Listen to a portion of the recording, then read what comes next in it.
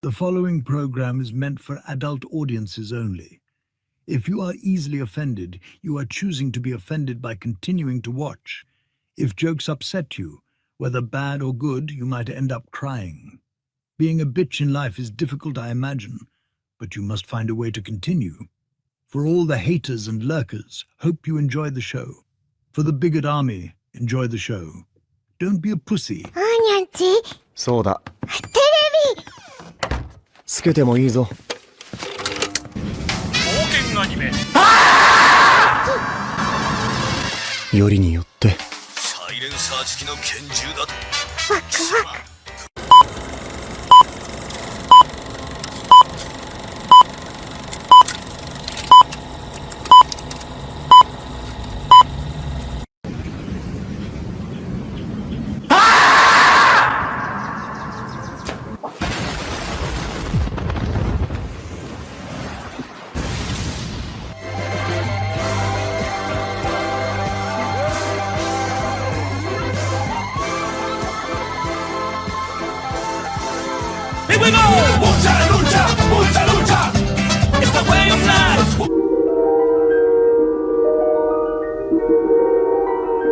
There is a fifth dimension, beyond that which is known to man. It is a dimension as vast as space and as timeless as infinity. It is the middle ground between light and shadow, between science and superstition, and it lies between the pit of man's fears and the summit of his knowledge. This is the dimension of imagination. It is an area which we call the Grifter Zone.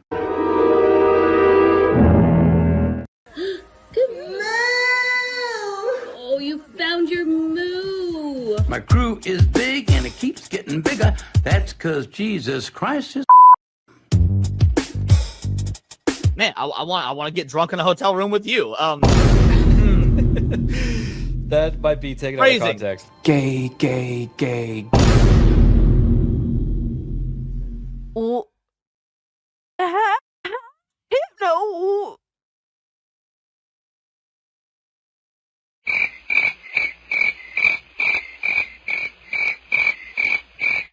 How is it my fault? What? The bracket gifted this and I'm immediately called an anti-Semite? Come on, dog. Bruh. What are these characters? Nazi furry? Hypno, why would you do this to me? Said, welcome to Goonergate. Protect your booty hole.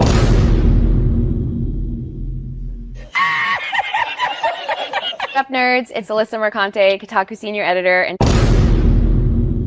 nobody even wants you here.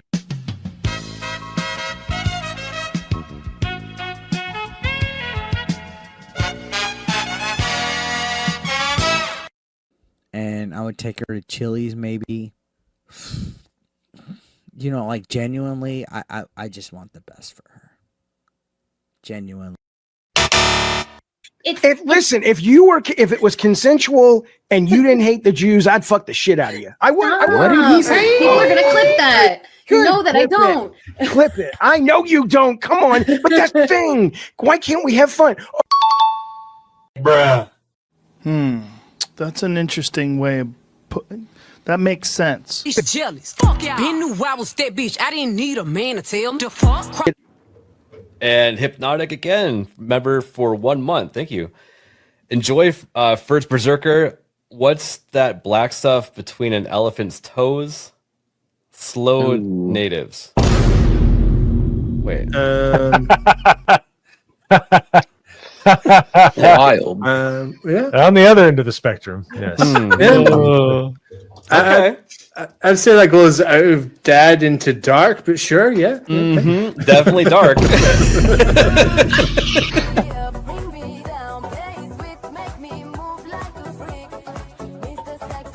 Somebody replies and it says, "This is embarrassing." And he says, "Not as embarrassing as your take on trans kids. It was not researched. It was cruel and it had no basis in facts. So forgive me if I don't take all your takes that seriously." Who's this person? Bruh.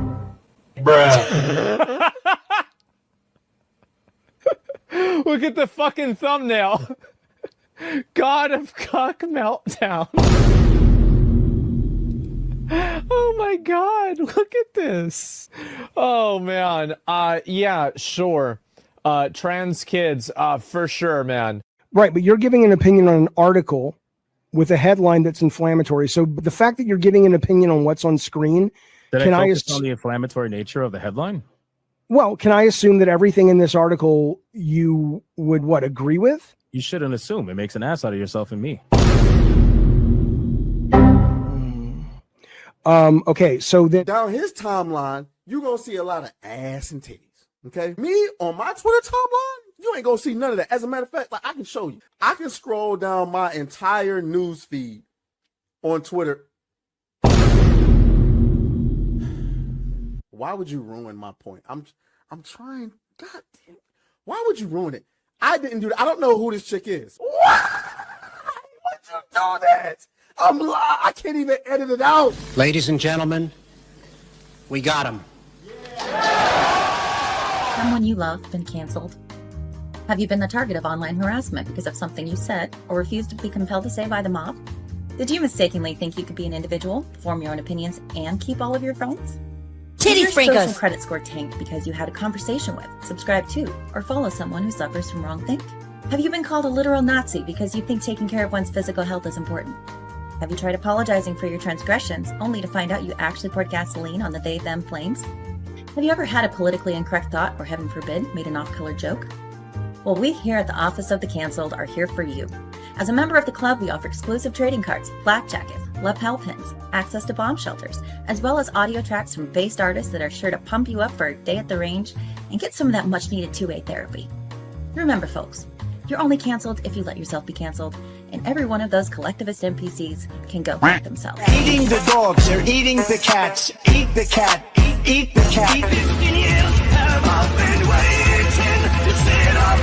I'll wait some time because the longer we wait, like the more realistic it'll be, you know, when he comes back to life. The touch of the black man in a woke story. The God hand shining down, shining upon thee. White man as you lay down. Cis white man and couple in background. Understand the power of a black man is a God hand. Pro-black Twitter! I breathe life into you. One touch is not enough from greatness. One touch from the black man. Watch me do it again.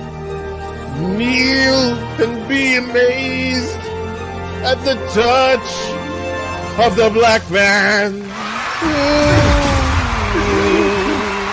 I bring life. I bring life. Pro-black Twitter hoes! That's right! That's right! Robocock, don't clip that, no! Bruh. Oh God, that's getting clipped. Hey yo, what the fuck? Oh shit. I was doing so good tonight too.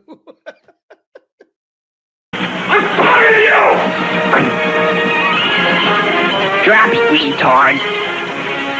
Robocock.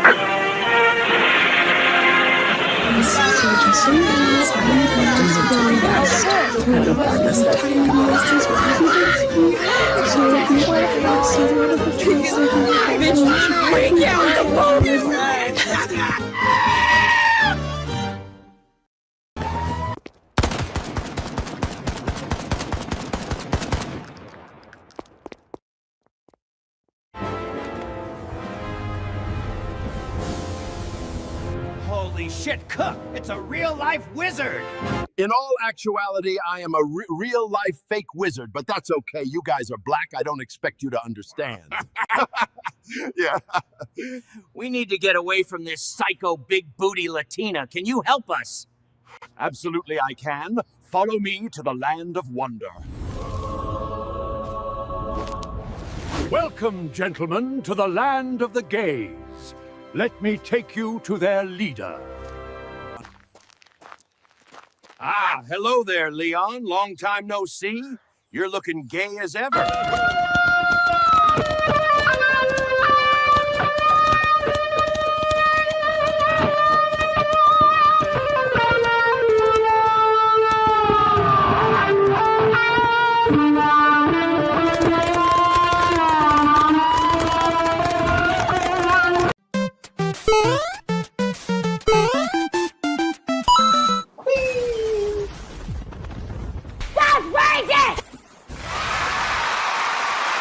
All right.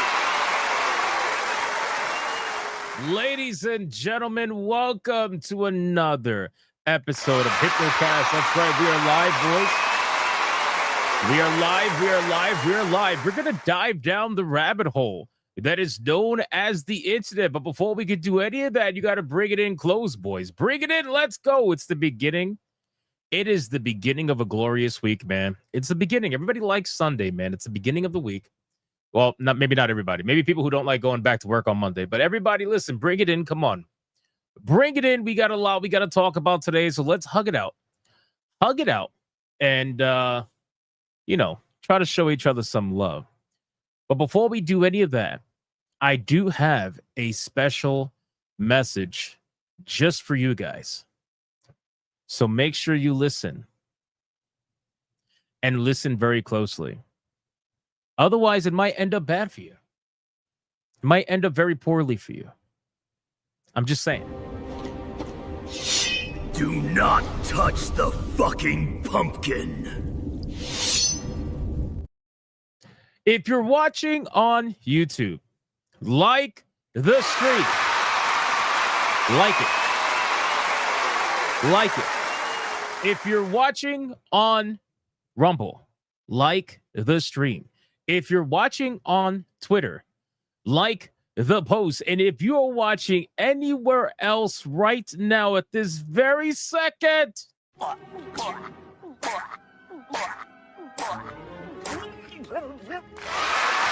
didn't have to say anything.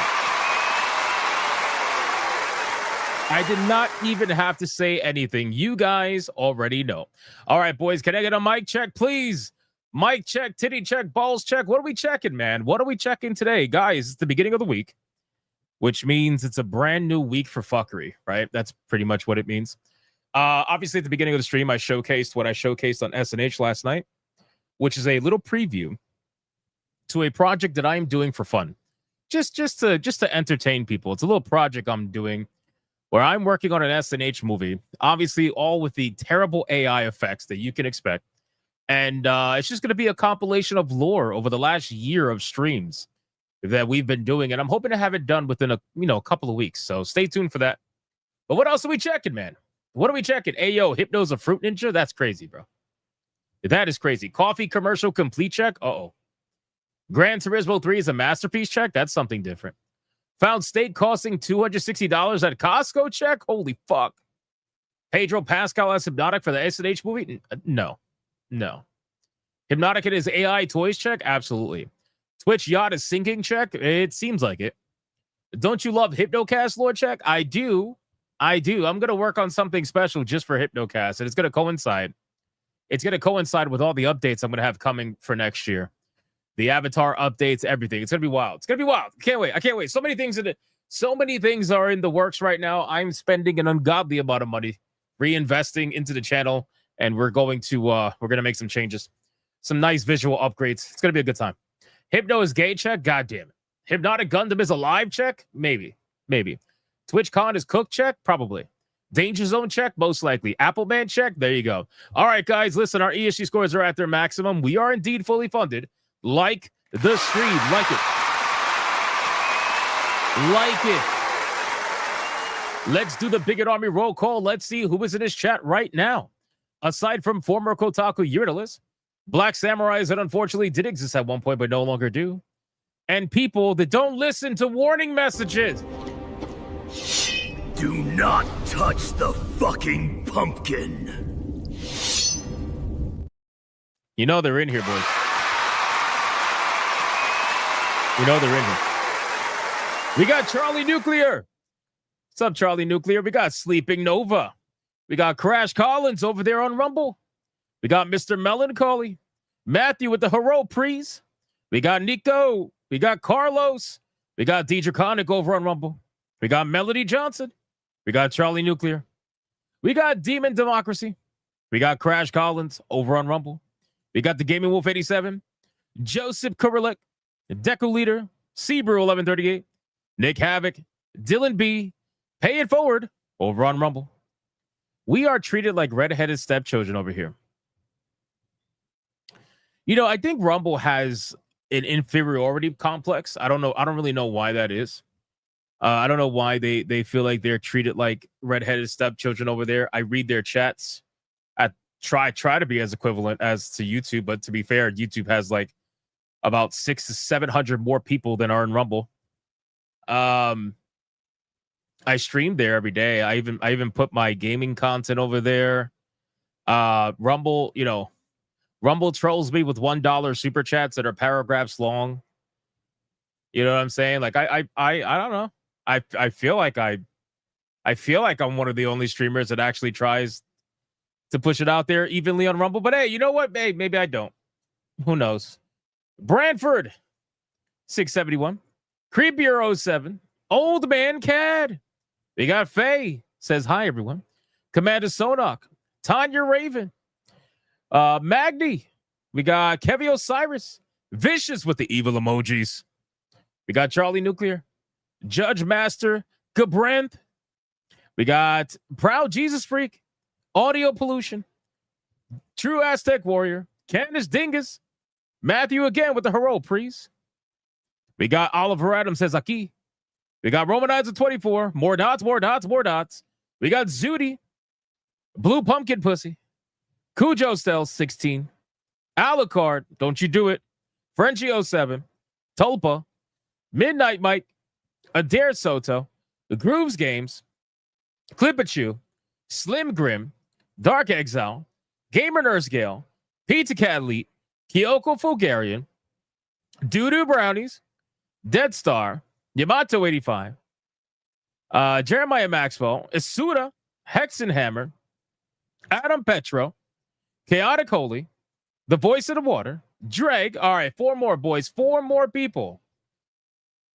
And then we got to get on with the show, man. 4 more people. Come on, boys. What are we doing? Randall the Vandal. Roll some joint. St. Hugo. Democulus over on Rumble. Lionheart. Ant-Ran. Charlie Nuclear. Christopher Lloyd. Pay It Forward on Rumble again. Tiger King. Cookie Kaiju on Rumble again. We got... Who else is here? Let me scroll down. 17 Crash. Demon Democracy says, why are you gay? We got Genetic Spore on Rumble. We got Reaper Knight. Insufferable Dingus on Rumble. Taco Cat. Nice. We got John D. Garza. Who else we got? Roseus Ethelian. And last but not least, we got Slim Grim. Marine Corps on Rumble.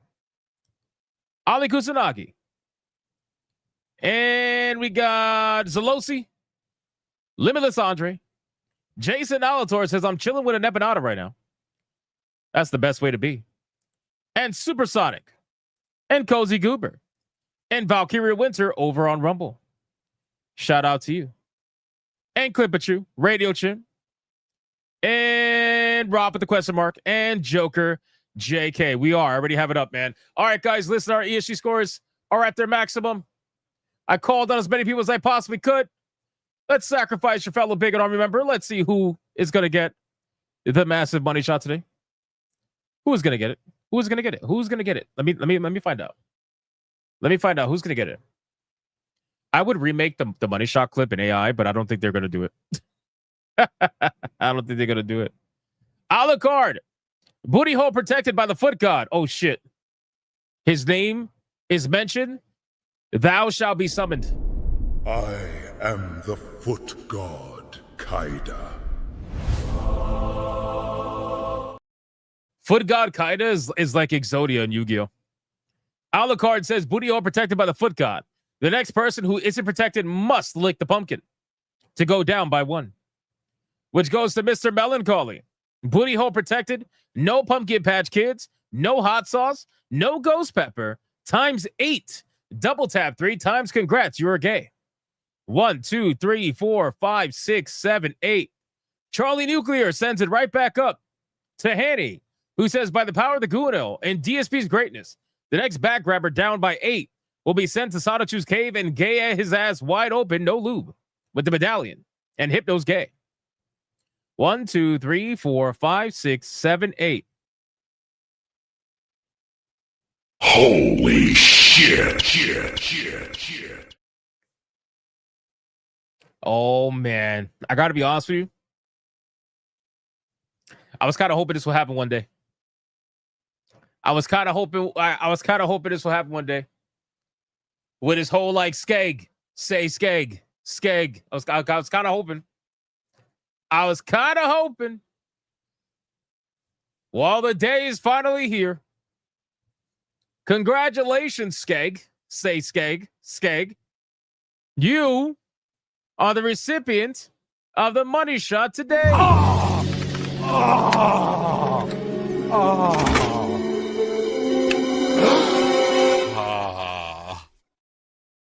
What the? That made me happy. That made me happy. Like the stream, boys. Skeg, go clean up, man. All right, man. Listen, we got a lot we got to talk about today. All right. We got to cover some Battlefield 6 news. Obviously, we're going to cover not just Battlefield 6. We're going to be covering Call of Duty because the former Call of Duty director has said something that has piqued my interest. It's piqued my interest, and it's kind of going over how I think a lot of people feel about Call of Duty and how the franchise, especially under Xbox's leadership, had slowly but surely dwindled to the point where, yes, there are obviously a lot of people playing Call of Duty, but when we talk about franchise degradation, I think Call of Duty is probably one of the best examples of that, where the franchise has completely degraded over time to the point where, you know, Black Ops 6 was a laughingstock, just in general, from people who just don't take the game seriously. And again, I want to reiterate, doesn't mean the game's a flop, doesn't mean there's not a lot of people playing it. But the numbers differential between Call of Duty and Battlefield clearly shows that people are ready to move on. And they were looking for another alternative. And I think they found it with Battlefield. And I think the Call of Duty developers probably realized that, considering all the desperate attempts they tried over the weekend that Battlefield released to try to lower the numbers for Battlefield by making their game free for the weekend and all that stuff. Anyway, we're going to cover all that. We're going to see what the former director had to say and his thoughts on all of this. We're going to talk about GZ Doom, which apparently is a popular modding kind of platform for Doom modders, but apparently there's some drama going on there where people are leaving, and apparently its creator has added AI-generated code to the project, which is a big no-no for a lot of these people. They're not liking that. So we're going to talk about that. We're also going to talk about the lawsuit that's incoming to the World of Warcraft private server known as Turtle WoW. That has officially put out a statement regarding all of this, and it's essentially a plea, I suppose, to Blizzard. So we're gonna talk about that. We also are going to talk about how apparently they're re-releasing the Intellivision, which I found to be very interesting. We are also going to go over a video from Asmongold and also a video from a veteran that goes by the name of American Dad, who is a live streamer on Twitch, that asked Dan Clancey a very interesting question that I think we all need to listen to. Seriously. So we're going to go over that. And we're going to talk about Resident Evil 0, because apparently that game's getting remade. Fuck if I know why. And we'll cover some other fast topics, like how apparently we talked about, not the other day, I forgot when, I think Friday or maybe even yesterday, I don't remember. It might have been yesterday. We talked about the Escape from Tarkov parody game, which is Escape from Duck Off. Apparently, that game is doing so fucking well, extremely well. It has sold over 200,000 copies in less than a day, which is insane. So we got a lot we got to go over, ladies and gentlemen. Sincerely, we got a lot we got to go over.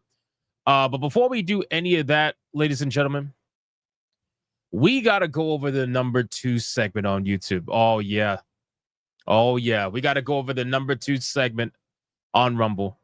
We got to go over the number 2 segment all around the galaxy that just might be its own video in and of itself. This segment is known none other than the retard of the day. And here we are, The fate of the planet is in the hands of a bunch of retards I wouldn't trust with a potato gun. That's right, boys. That's right, boys. I know it's been a couple of days since we had a retard of the day, but unfortunately, I have a tweet that's going viral right now on X. And it's going viral for all the right reasons. I know usually it goes viral for all the wrong reasons, but this time it's going viral for all the right reasons because people realize how stupid other people are, right? Which is why we have a retard of the day segment. I feel like it's very important for society to make sure we have one of those. So over on X, I came across this post that showed up on my homepage, right? And it's something that like normally I would ignore if it wasn't so ridiculous, right? Because like I said, I usually don't, I'm not very active on X anymore. I just don't really care. I tend to stay away from it, focus on YouTube and whatnot and video creation, all that. But this one in particular, I had to comment. Why? Because, well, I saw this post from what I initially thought was a woman. Come to find out it's a gay man, which I'm not surprised. I feel like that's even worse. You have a gay man over here saying, I hate men. Okay. And basically quote tweeting Emiru's post where she is detailing what happened to her over at Twitch, which we already know about. And we're going to kind of rehash when we talk about Dan Clancey later on in the stream. So I'm not even going to bother going over Emiru's response because we went over it Saturday. However, what this person ended up saying was, I hate men, right? I hate men. And then they ended up utilizing a picture of Hinako at a very particular part in the game where Hinako says, after looking at or having a flashback of her father, her abusive father, basically being, violent towards her and her mom, she said, women get treated no differently than animals. Okay. So I looked at this and I'm like, did you play the game? Because there is a level of irony here that it must be like, you must not know about it. So I had to double check and I looked and I clicked the account and I realized Hinako is the profile picture. So this must be a Silent Hill fan, right? This must be trans-coded, picturing in the profile picture. It's got to be a trans person, probably. Bisexual, metal-haired weirdo, Silent Hill obsessed. Okay. Silent Hill obsessed with a boyfriend. Oh, okay. All right. So this is a Silent Hill obsessed fan. So as a Silent Hill obsessed fan, I was very confused. Extremely confused. Why? Well, let me explain. So I made a post responding to this. Of course, I didn't get a response because I'm not going to. This post currently sits at, let's see. This post currently sits at almost 1,000 likes out of just 14,000 views with 100 requotes. So that in 61 saves. So this is clearly doing very well for just a little amount of views that it has. So I ended up saying the following. I said, hey, and when I said this, I was trying to be as not sarcastic as possible because I was genuinely confused. I said, hey, unironically using a character abused by other women is funny, to be honest. The reason Hinako in this screenshot, and by this screenshot, I'm talking about this one right here, so that we're all on the same page, where she's missing a back piece and she's missing an arm sleeve. And I would know this because I played the fucking game.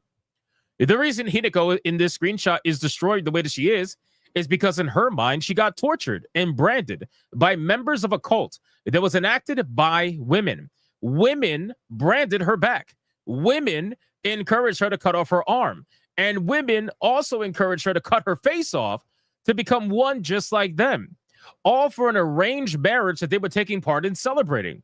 Women were the one treating a woman like an animal in Hinako's mind. Let's not forget that women, her friends, also try to kill her many times in her mind throughout the game as well. You can see the people behind the fox masks are actually women aside from the husband-to-be. But sure, you hate men. Crying emoji, right? So the reason why I found this statement very, very curious is because it seems as if this person either didn't play the game, has selective memory, or just chose to utilize the font, right? women get treated no differently than animals and try to push whatever the fuck their message was with Emiru. And I'm thinking to myself, how could you use Hinako, a woman who got abused by other women, to talk about how you hate men personally? She was talking about her father in this situation. She wasn't talking about how she hated men. All she said was women get treated no differently than animals. That's not her saying she hates men. That's just her saying that she believes that women get treated no differently than animals. I feel like that's, you know what I'm saying? So this is a prime example of somebody trying to use in-game lore to push activism outside of the video game. Now, I went one step further because, again, the men are the problem, right? I was like, those damn men, they're at fault for this. And I took screenshots of what happened inside the game where there is clearly a woman, okay? There is clearly a woman, because in this world, there is no trans people.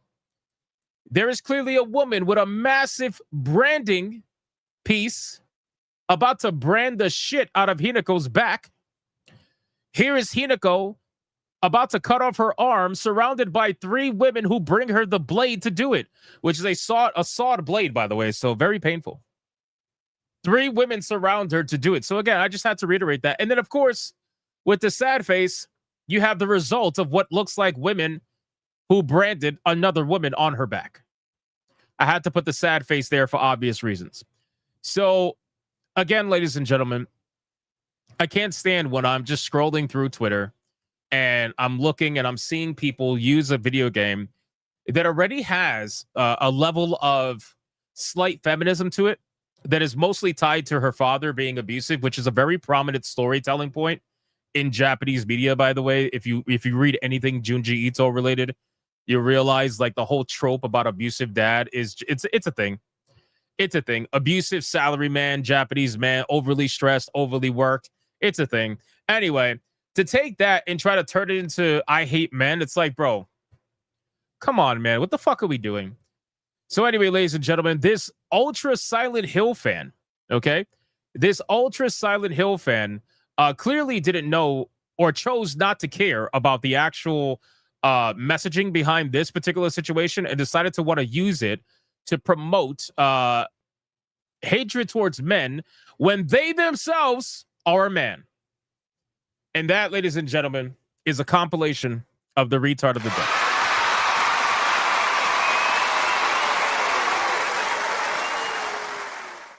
Boys. All right, it's time to do the #1 segment on YouTube now, the #1 segment on Rumble, the #1 segment all around the galaxy.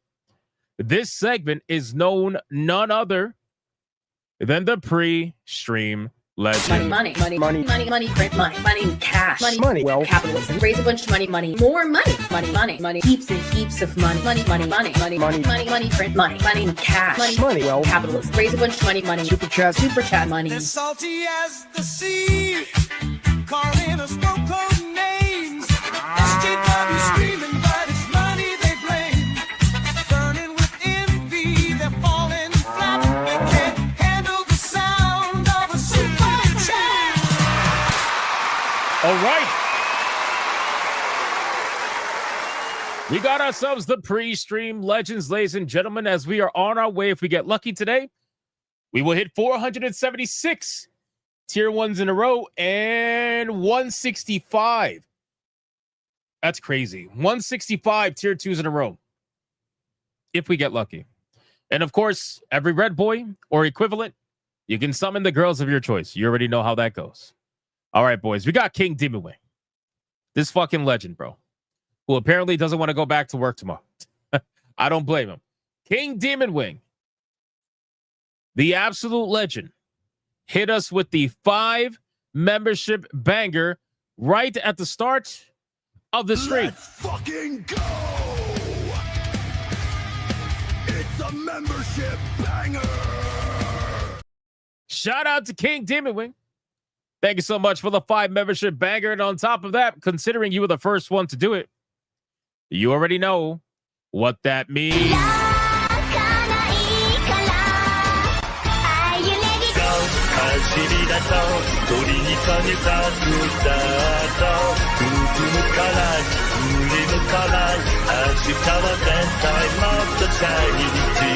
した深めに愛今と見つかったボタンを押してみよう私はこんなんじゃないはず Shout out again to King Demon Wing, an absolute fucking legend. Absolute legend. I appreciate you, brother. Thank you for being so consistently legendary. It's insane, man. Thank you. Speaking of consistently legendary, look at this fucking guy, man. Old Man Cad dropping his own 5 membership banger in the pre-stream. But instead of giving him a rock and roll clip, I'm going to give him something that's a little bit more up his speed. Hey, yo, Buck, is that what I think it is? Well, golly, Chuck, it's a membership banger. Shout out to Old Man Cad. Thank you so much, man. I appreciate the 5 membership banger. And then we got Mr. Melancholy with a 2. Clancy and company going to be in the hot seat for this. Oh, yes, they are. We're going to talk about it. We got BioT Wolf 19 with a 5. What fast food do vampires crave the most? Joggers.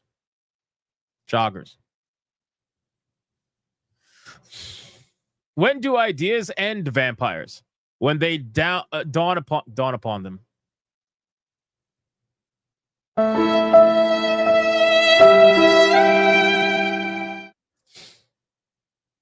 Wow. Nice. Nice, BioT Wolf. Nice one. Angels of Destiny with a 4.99. I may get a job cleaning mirrors. I can really see myself doing it. Nice, Angels of Destiny. Nice. Old Ben Cat with a 2 said, check Discord DM. Okay, I will after this. I will. Bruce Fields with a 5. Looking forward to the SNH AI movie more than any Hollywood release. It's going to be really ridiculous. Really ridiculous. It's going to be so fucking bad. I can't wait. Thank you, Bruce Fields. Uber with a 10 says, howdy, Hypno. What's up, Uber? How you doing, man? How you doing? Welcome to the stream. I appreciate that. Then we got Umbra with a 2. Hey, Hypno, age hasn't slowed you down one bit. Oh, wow. Thank you.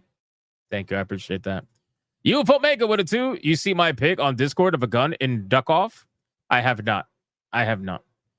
Zalosi with a 5. These people who claim they are a fan of games and franchise are always full of it. Always, bro. Literally always. And then, of course, last but not least on YouTube, we got Breezy Stratton gifting 1 Hypnotic membership. Shout out to Breezy Stratton. Thank you so much for that. I appreciate that. Let's go over to Rumble and see if Rumble's awake after yelling at me for ignoring them. Let's see. D-Draconic for $1 says test. There you go. And D-Draconic gives 1 Hypnotic membership. Shout out to D-Draconic. Thank you for that. I appreciate that. And that is it for Rumble after they yelled at me for supposedly ignoring him. There you go. All right, boys. Thank you so much for the insane pre-stream level support. I greatly appreciate it. Thank you.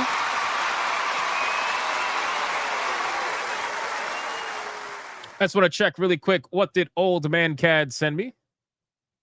Let's see. Old Man Cad, what did you send me? Let's see. What is this?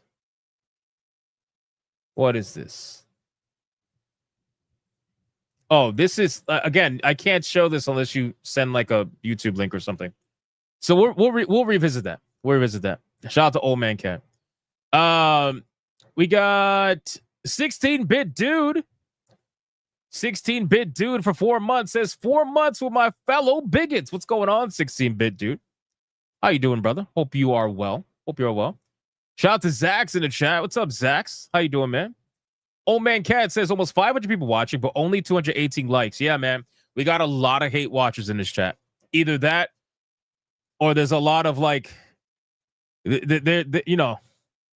a lot of this going on. Fuck, he got another donation. Add it to the total. Sigh. It's one of those, man. It's one of those. Man. People just, they don't like the stream, man. A lot of hate watchers. But that's okay. It is what it is, man. It is what it is. The bro fell off. Exactly, right? 500 viewers, 200 likes. It's crazy. Proud Jesus Freak says, I like the stream. Quit bullying me. Nope. Never. Always bullying. Always. All right, boys. No, seriously, let's get into the content, man. Oh, shit. Oh, shit. Hold on. Rakin' Knight over on Rumble. Rakin' Knight, the fucking legend, bro, over on Rumble. An absolute legend. Just dropped a 5-membership bang. Let's fucking go! It's a membership banger! Shout out to Rakin' Knight. Thank you, brother, for the 5-membership banger over on Rumble. I appreciate that, man. I appreciate it.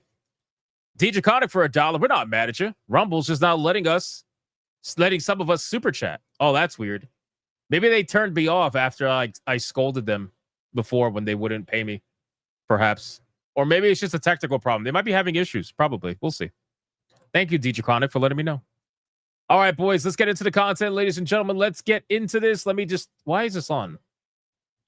Why is this on? Oh, from SNH. That's right. That's right. Let me turn this off. There you go. There you go. That's better. That's better. That's better. All right, let's get to the content, man. Okay, so first things first. Let me X out the Silent Hill shit. Let's go into some interesting stuff. We're just gonna get right into it, boys. We're gonna get right into the conversations. But first, we got to watch a funny clip. I know you guys saw this. And if you didn't, well, then there it is. So a Kick streamer decided to make an absolutely hilarious fucking IRL stream where they cosplayed as Hassan and his dog. And they put a fake shock collar around the fucking dog, which is nuts, right? Nuts. Anyway, let me not explain it anymore. Let me just play it. It's fine. It's vibrate. It's vibrate. Oh my God. It's fine. It's fine. Kaya, stop being stupid, okay? You're being a baby. You're being baby. Let's hear your best bark. Bark? I don't get a chance to bark. It's a yelp. Yeah. That's crazy. He said, I don't get a chance to bark. Just yelp. That's fucked up. That's so fucked up. What? No, vibrate, dude. Vibrate. Wait, I gotta take a picture. Go for it.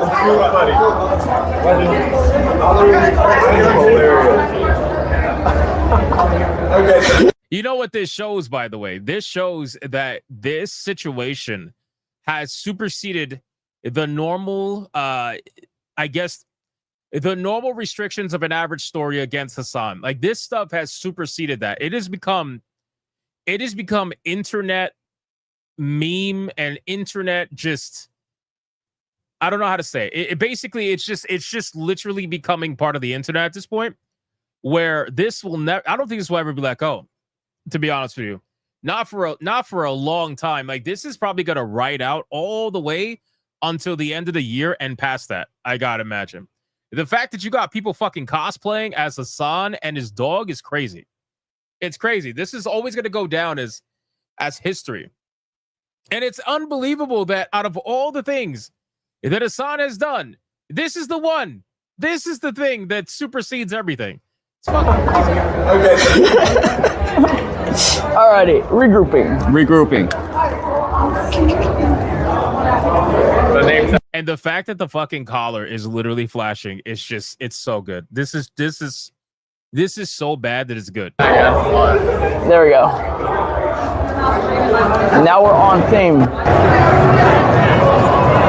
Look at every people look. Look.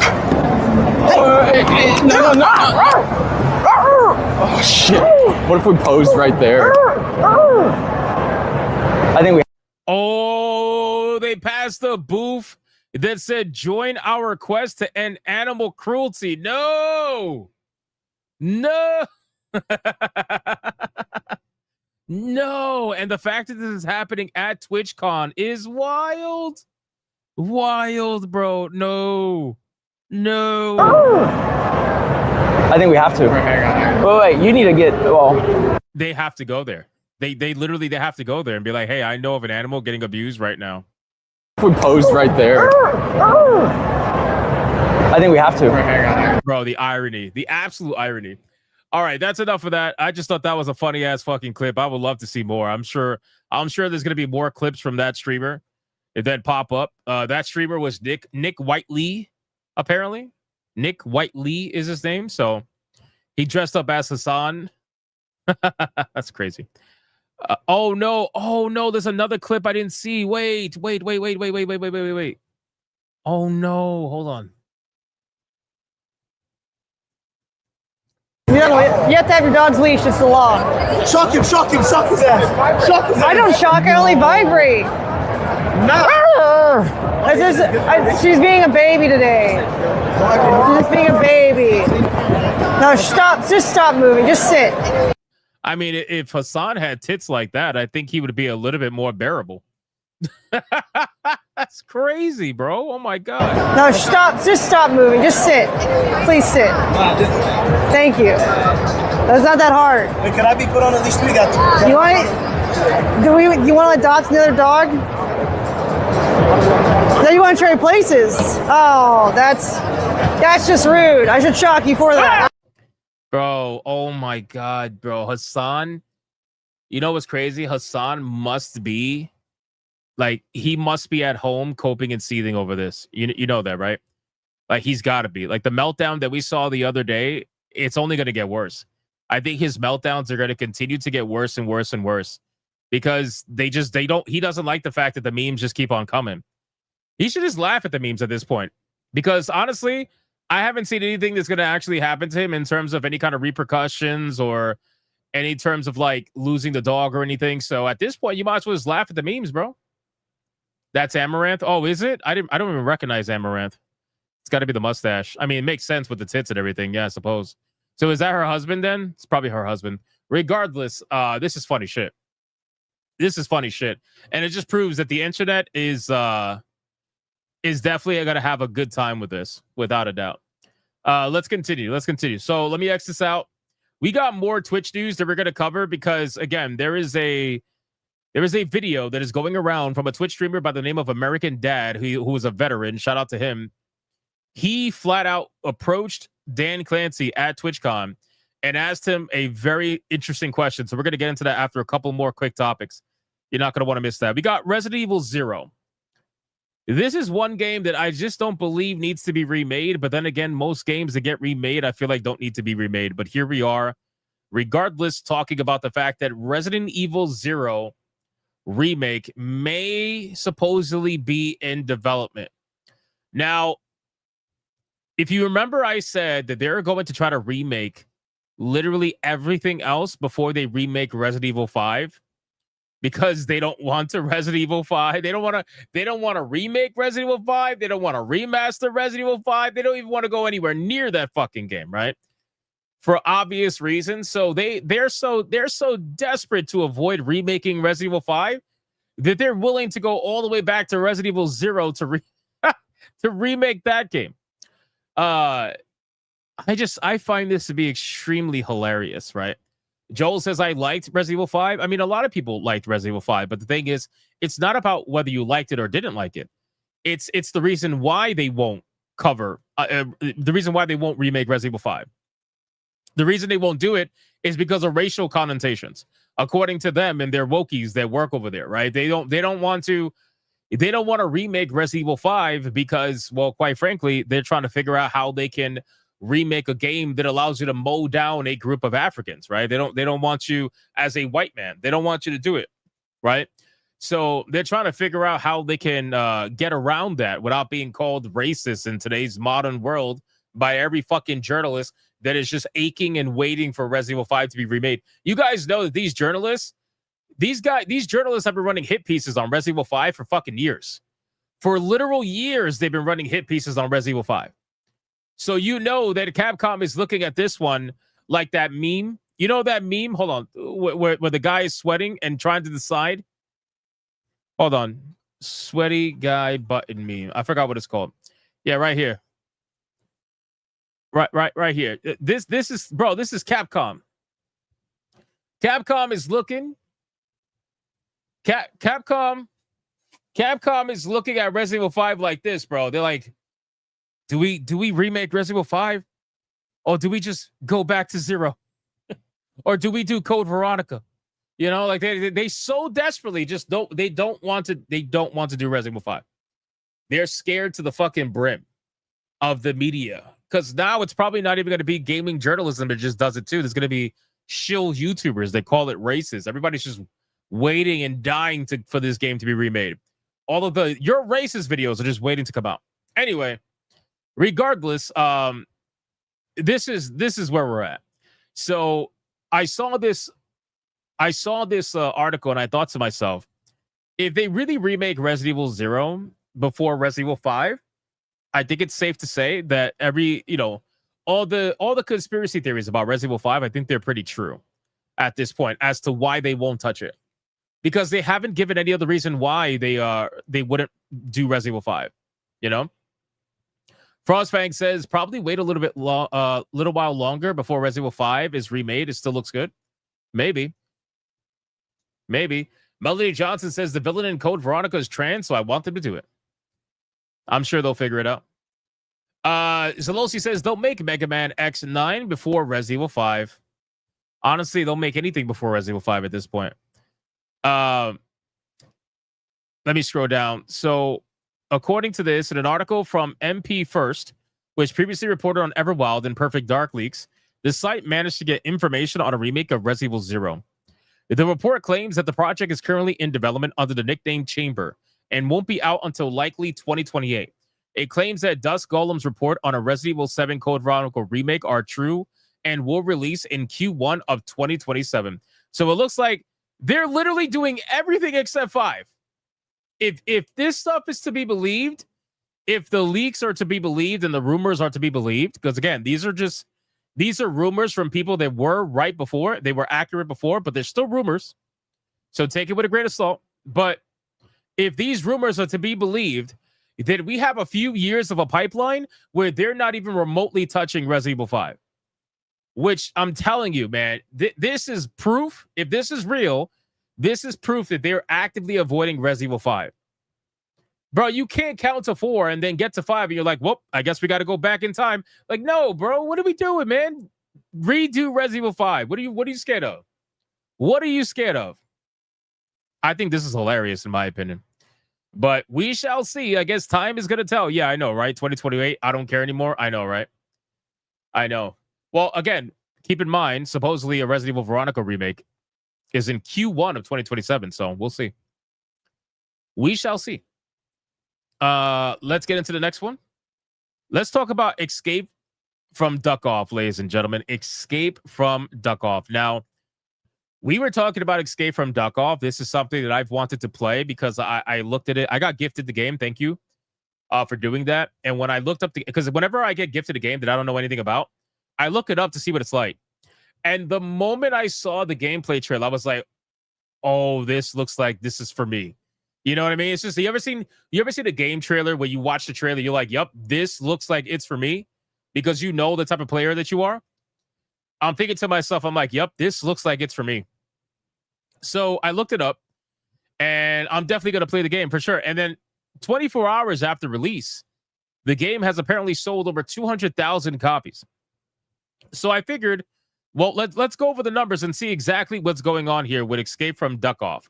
Now, right now, I'm going to refresh it just to make sure. Let me not say anything. Let me refresh first. So right now, there is 40,000 people. Guys, this is wild. 40,000 people playing this game right now. It has a 24-hour peak of 146,602. Oh my God. Oh my God, bro. This game sold well past 200,000 copies, right? And keep in mind, the price of this game, they were smart enough to put it on sale to try to encourage more sales. The moment they saw that the game was doing well, they tried to encourage more sales. So $15.83. Let's say every single copy was sold at $15.83, which it wasn't. There was some that were sold a little bit more than that. But if we were to take $15.83, that means this game has made over $3.2 million. Now you take away the Steam cut, which is 30%. which comes out to about $1 million. So this game has made over $2 million in just 24 hours. And I guarantee you it's more than that because they got to be past 200,000 sales at this point. This is just another example of another massive indie win. Another game that is under the $20 price point. I keep telling you guys, man, games that are under the $20 price point, that is going to be the new hotspot. I'm telling you, man. I've been saying this for I don't know how long now. Games that are under $20, that is the new hotspot. If you can provide a fun experience that has a lot of replayability, or if it's a single player, solid story, whatever the case may be, and it's under $20, that is the hotspot. That is a game that is tailored to potentially take off. As long as it gets good organic engagement, it will take off. And this is just another example. Megabonk was another example. That game is still doing crazy numbers, bro. Megabonk, let me look it up right now. Megabonk right now. It was $9.99. That's currently the price right now. $10. $10. Half the price of Duck Off. Well, a little more than that. Oh my God, bro. This game. Wait, what? Oh my God. I thought Megabonk did more numbers. Now, obviously, the game sold more, but it's cheaper. But concurrent player-wise, holy shit. Wait a second. Escape from Duck Off did better numbers? Oh my God. Then Megabonk? What? That's crazy. Oh shit. Oh my God. That is insane. That is insane. Now, again, obviously the game sold less copies because it's a little bit more expensive, and it literally just came out. But dude, that's wild. This is another indie win, man. You love to see it. You love to see it. Now, this is made from developer Team Soda. And I believe they've only had like a couple of other random games. Really nothing too crazy. Snake Force free-to-play game. So there's that. Soda Crisis, never heard of this. No idea what that is. So they really only had one other game that they were charging money for, and that's Soda Crisis. Never really found the same level of success. So, I mean, just look at this. The difference, right? The difference between good marketing and honestly just really good titling. The fact that you called it Escape from Duck Off is hilarious, by the way. And that immediately garnered like a response from people. They were like, "Oh, what's this?" Just from the meme aspect. And then you deliver a good game on top of that, people are going to go crazy for it. Also, I believe that this game is only available on Steam or on PC, I should say. Correct me if I'm wrong, but I believe it's only on PC. I don't think it's on console just yet. So, yeah, it says Windows. Yeah, so I don't know if this is on. Is this on console? I don't think so. I think it's only on Steam. So, because on Steam, they're only going to show you the operating systems that it works on. It's not going to show you anything else. So, it's only on PC right now. And this is another game that they're going to talk about, but are otherwise going to ignore, right? The mainstream media, gaming journalism, they're going to talk about this game. They're going to mention it, and then they're going to completely bypass it. They're going to completely run away from it because this cannot become the norm. It is going to become the norm, but this can't become the norm. They cannot allow indie games that are made by 1, 2, 3 people or whatever that have a budget of like barely anything. They can't let these games be the winners. They can't, man. And these games are becoming the winners more and more and more. Escape from Duck Off doing numbers like this is astronomical, and all of it is organic. These studios don't have the massive budgets to be marketing these games on televisions, pushing it out everywhere. You know what I'm saying? They don't have it. They don't have it. The only thing they have is organic engagement, word of mouth, and it proves that those are two of the most powerful means of marketing. Way more powerful than anything else that is fake, right? For the most part. Obviously, these major AAA studios that have these marketing budgets, of course, they can garner sales by a mix of FOMO and a mix of forced marketing. Of course they can. But those sales will never, ever compete or match with people who are doing it organically like this. And not only that, this guy is going to be more well off than most of these places that are barely scraping by margin-wise because they got so many employees and such massive budgets, you know? So I just find this to be extremely interesting, and I can't believe it did better than Megabonk. I really can't. This is the new norm. I'm telling you. I'm telling people this is the new norm. $20 and under, that's the hot spot. Maybe there's an argument for 25, but 20 and under is the hot spot. Anything $19.99 or less that provides a good experience, that's what people are looking for, man. People are looking for fun games. That's really it. They're looking for fun games with replayability, in my opinion. So we shall see. No Hearts Left said also, you know what's so weird? When making the budget, you have to ask, can we justify the certain amount of money to make the game? Yeah. I mean, you obviously, in their minds, they're always, I mean, if we're talking AAA studios, they're always going to justify it some way, somehow, because a lot of the times they lie, especially to investors, they lie and they try to tell them, you know, the game sentiment's strong, game feedback is strong, our testers say this game is amazing, our experiment groups that have all played the game, our tester, they all love it. They can lie and say that, and then the game comes out and it flops, you know? I can only imagine the amount of gaslighting and the amount of lies that came out before Concord came out, right? I can only imagine what Sony was telling the investors about Concord in the calls. I can only imagine.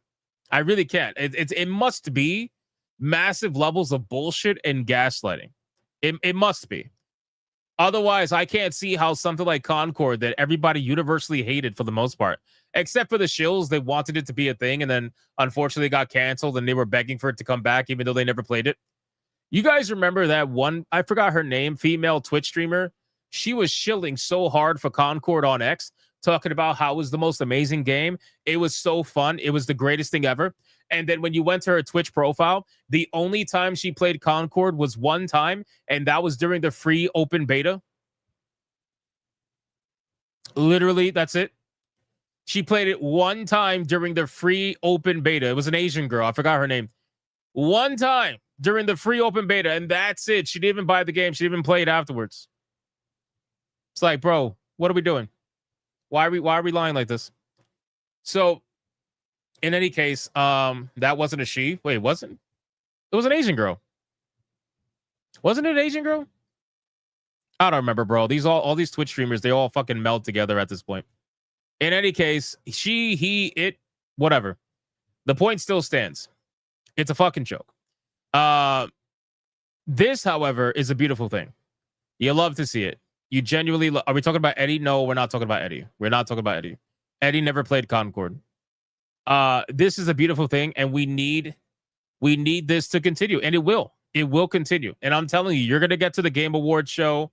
They're gonna mention indies. Like Jeff Keighley's probably gonna mention indies again in passing. He's gonna be like, "This is a great thing that indie studios are doing. Oh, by the way, let me showcase you this trailer that I charged this AAA studio $500,000 to showcase at the beginning of the show because they want to be important. Let me showcase this trailer. But yeah, good job, indies. Keep winning, indies." And then they never talk about it again, unless it comes down to like an award specifically meant for indies, or if it's a game that the activists want to get behind, then they'll do that too. Like they did that with Balatro. Balatro, they were getting behind Balatro big time, and they fucking love talking about Balatro. Of course, the journalists love talking about a card game. Of course they do. Like, why wouldn't they? Yamato says they love to show indie games to distract the viewers from Japanese games. They treat Japanese games the same way.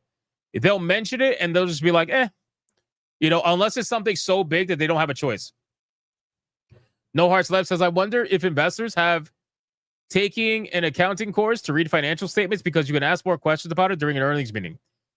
To be honest with you, they kind of, so I think I said this before, they are waking up a little bit. Like investors are definitely waking up. A lot of investors tend to be a little bit more passive. You know, they kind of just invest and that's basically it. But there are investors that are waking up, and we know that's true because the fact that we've seen investors ask them questions that they normally would not have asked if it wasn't for the constant conversation around certain issues. Like, remember when Square Enix was asked about their relationship with Sweet Baby Inc.? When's the last time you fucking seen an investor do that? You know what I mean? Like, that was a major moment. Or when during the investors call, when they were asking about the fan feedback, you know, they use fan feedback as a term, but obviously they meant fan backlash, but still fan feedback.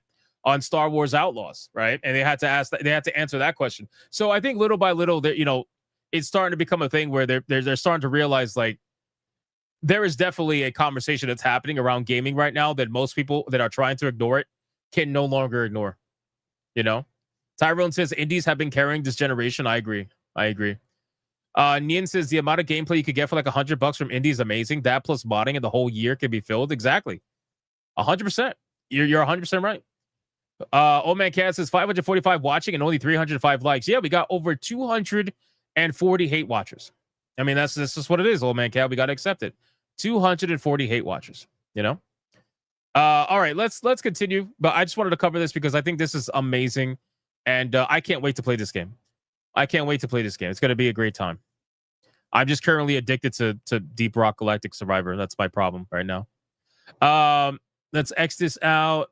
Xbox escape from Duck Off. Guys, apparently there is a new rumor.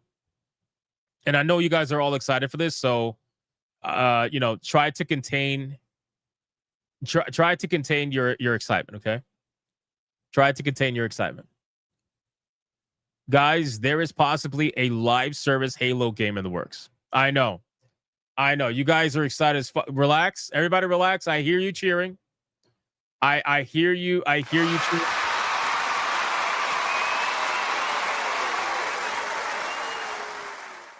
Now relax. I hear you cheering. Okay. So let's talk about this supposed rumor that they got going on with a live service Halo game, possibly in the works. Because of course, I mean, Halo's franchise, or Halo's past, I should say, those amazing single player games that you played during the original Xbox days, clearly they're going to brace us for the unbelievable original idea of turning a loved single player franchise that was known for its fun multiplayer as well into a live service fucking bullshit.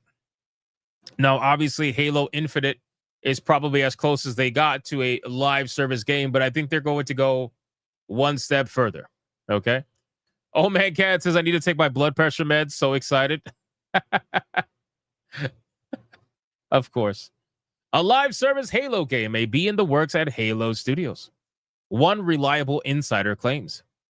If you know Xbox, you know Halo. As a beacon for the FPS genre, the sci-fi series has been going on since 2001's Combat Evolved, with the upcoming 25th anniversary coming up and the Halo World Championship next week. The hype for more Halo is huge. Halo Studios themselves confirm that we will see something new revealed. There, likely the Combat Evolved remake. However, according to a credible YouTuber, we may actually see another new project, this time in the live service genre.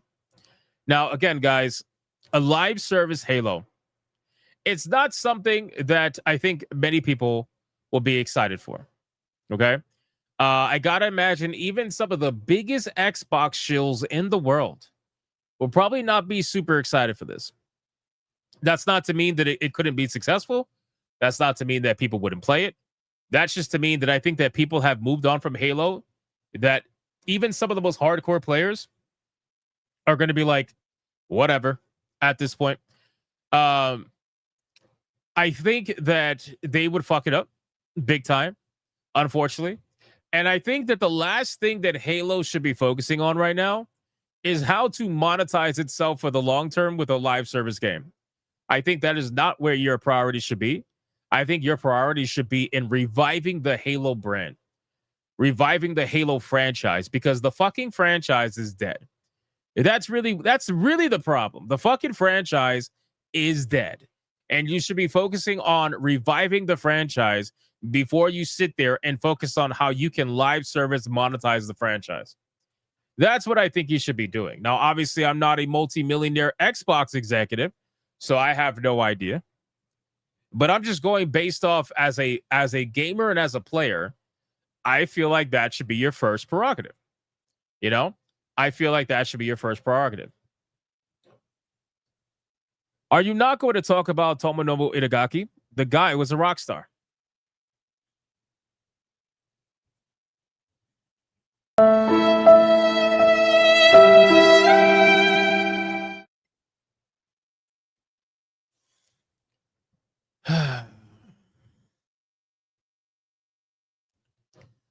So,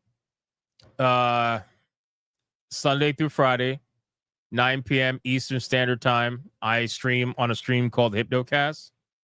And on Friday, this past Friday, for about 10 minutes, I talked about Itagaki. I also covered Ninja Gaiden 4. And I also talked about the Kiss bassist that died as well. So I did talk about it, which is why I'm not talking about it now. Did not watch the content. Didn't watch it. Makes me sad, man. So in any case, yes, the Carlos says, OMG, maybe I was working. Maybe. But luckily, there is a feature called the YouTube playback feature that if you miss the story live, you can catch that playback. You can catch that playback. I'm just fucking with you, man. It's okay. Listen, I get it all the time. I am very blessed in the sense that I have thousands of people that watch me every night throughout the 2 to 3 hours that I'm live. I'm very blessed for that. Very, very, very happy to have that. But since I stream every day, I do not expect people to catch every single stream. Those that do, you guys are legends. But I don't expect people to catch it every single stream. So I've turned it into a joke, right? I've turned it into a joke where if I see someone mention something that I already covered, well, then the sad music has to come out. Because that means you missed the stream. That's all. That's all it is. Anyway, nobody wants this, right? Nobody wants this. That's basically that's basically it. That's basically it. Nobody wants this. Nobody wants this. So in any case, let's continue. But first, before we do that, let's catch up on super chats because we had a red boy. Carlos says, I watch you every single day while I'm working. Well, you didn't watch that one. You didn't watch that one. You didn't watch that one. It's all good. Love you anyway, man. We got, let's see. Let me scroll down. Nonstop DRE for a 2. Capcom would just race swap Resident Evil 5 if they remake it. Oh, yeah, 100%. So Capcom would make it so that instead of black Africans, it would be white South Africans, right? The same journalists and the same people that every time they design an African character, it has to be black because there's no white people in Africa to their minds, right? To their ideology. Just like that's their whole excuse for why Black Panther has to be black. They're like, he's from Africa, so he has to be black. And white South Africans, they don't exist.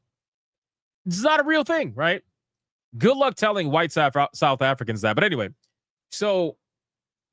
but suddenly, when it comes to something like Resident Evil 5, where you have to come up with an excuse to make the entire crowd of zombies white so that you can mow them down with guns, suddenly they'll remember that white South Africans exist. They'd be like, oh, okay. We could just do that. Let's do it. That's what they'll do. Speedy Cake with a 20 says, yo, crazy idea for an AI clip, Hypno. Squid Games, red light, green light, with the statue as Hassan and oh no. Oh my God. Is this possible? I'm prompting it right now. Oh my God, Speedy Cake. I'm prompting it right now. I'm prompting it right fucking now. Hold on. Make a movie style clip. I spelled clip wrong. How did I spell clip wrong? In this clip, recreate the scene of red light, green light from Squid Game. It probably won't do it because of copyright, but I'm going to try. Have all of the contestants that are playing red light, green light be dressed in dog outfits. There you go. That resemble a real dog. I'll just say that.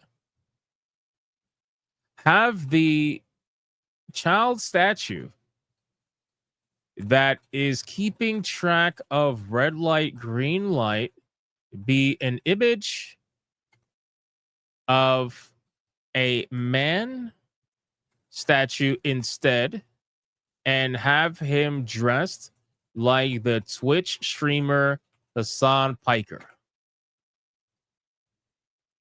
When red light hits, have the man statue gain red eyes and laser shoot the people dressed like dogs in the field. There's no way this gets made. There's literally no way. I'm gonna try anyway. All right. Add a frame. No, hold on. Fuck. I'm gonna try anyway. I'm gonna try. We're gonna see. We're gonna see if is that even English? Fuck no, it's not English. But you got to talk to AI like it's retarded sometimes, especially to avoid auto denial. Anyway, it's prompting, but we'll see if it actually works.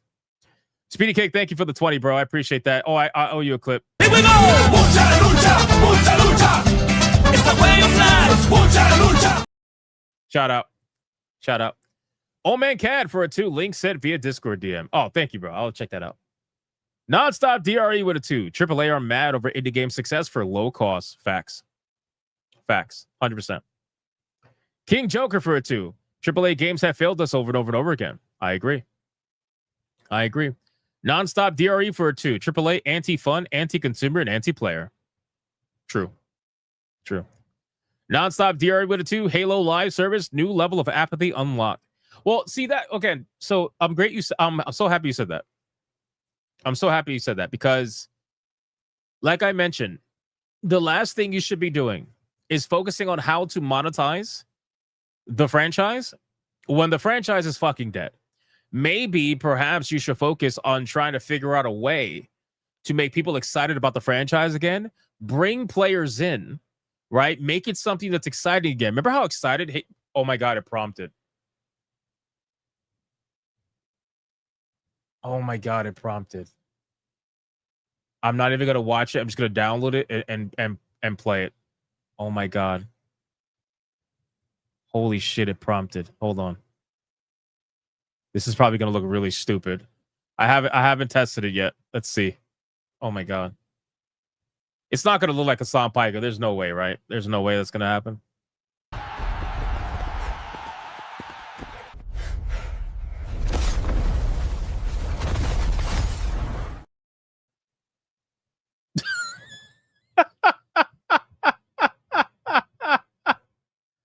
What the fuck is that? What the fuck? Wait. What the fuck? Why did it change? Why did the statue change? What the fuck? Bro, AI is hilarious.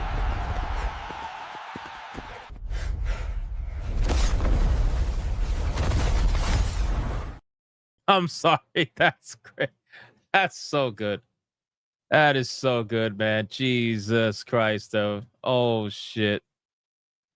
Oh, shit. Shout out to Speedy Cake for that idea. That was funny. That was funny. What the fuck is this now? Hold on. What is this shit? Grown organically on the broken hopes and dreams of the woke. Hypnotic coffee. Failure never tasted so good. Oh my God, bro. Jesus Christ. Fucking Old Man Cat, I swear. Shout out. DJ. DJ. $100 Red Boy Hyper Banger. Says Toxin is still kind of rainbow adjacent, though. You know, Toxin's a little sus, man. Toxin is a little bit sus. I'm not gonna lie to you. I'm not gonna lie to you. He's a little bit sus. We've told him before that he's a little bit sus, for sure. For sure. I don't think you said what kind of girls you want. So I need to know whether you want Japanese goth girls, blondes, or gingers. And I don't care if you think they're all mid. Pick one. Pick one. Shout out to DJ, bro. Thank you so much for the $100 Red Boy Hyper Banger. That's fucking insane. That is insane. Genuinely. Thank you for that. Let me know what clip you want. I got to reset the goal in the chat. I got to reset the Red Boy goal. Hold on. I'm going to reset the Red Boy goal. Summon the girls of your choice. There you go. Boom. Reset. Okay. DJ wants one with all the black dudes. I doubt that. Thank you, DJ. Appreciate you, man. We got Breezy Strat with a 5. Why is my name up over the chat screen? What is that? Why is my name up over the chat screen? I don't get it. Oh, right here. Oh, because you were the last person to gift a membership. That's why. So it's a membership tracker. So it shows who was the last person. The number above that is the amount of subscribers we're at right now. Where your name is at is who gifted the last membership. And then one of them is who subscribed last, and the other one is who super chatted last. That's why. Yeah. No, it's all good. I was like, what are you talking about at first? My bad. Completely blanked on that. DJ again with a $50 mega. Here we go! Mucha lucha. It's the way of life. Mucha lucha. Shout out to DJ for the 50. He says, tier check. Worship me, Steve. You effing failure at life. Steve's amazing, man. T-Jab Steve's amazing. Thank you so much for the $50 mega banger. I think we hit tier 1. I'm almost positive with this one, but I appreciate that.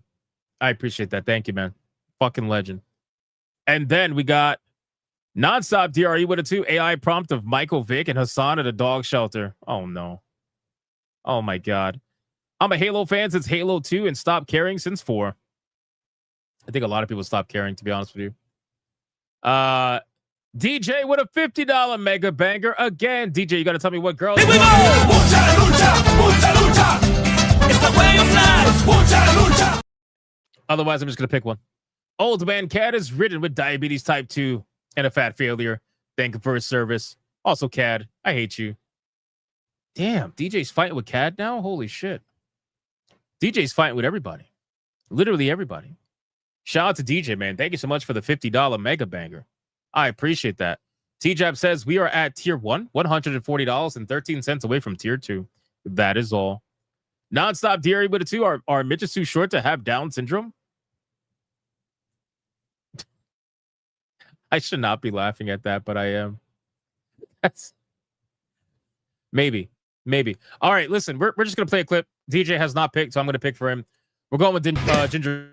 It's a Red Boy Hyper Banger, bitches! Let's bring the ladies in!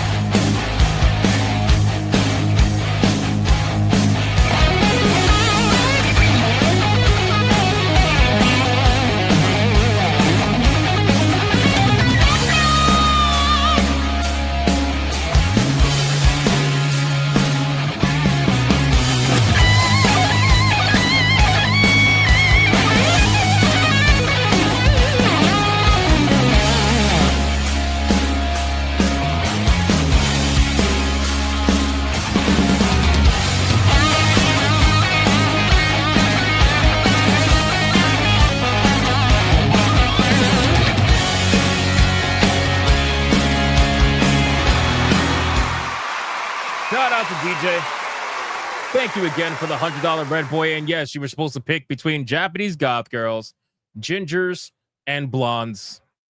That's how the $100 Red Boy goal works now. But I reset the Red Boy goal, so whoever does it again, remember, you have to pick between the 3. I'm making more. Don't worry, I'm making more. All right.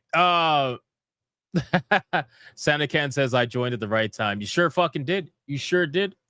Let's check Rumble. Anything coming on Rumble really quick? Let's see. We got Adam Juba with $1 says they don't want white people mowing down black people in Africa like black people mowing down white people in Africa. There you go. Makes a lot of sense, in my opinion. We got Zelosi, 17 months.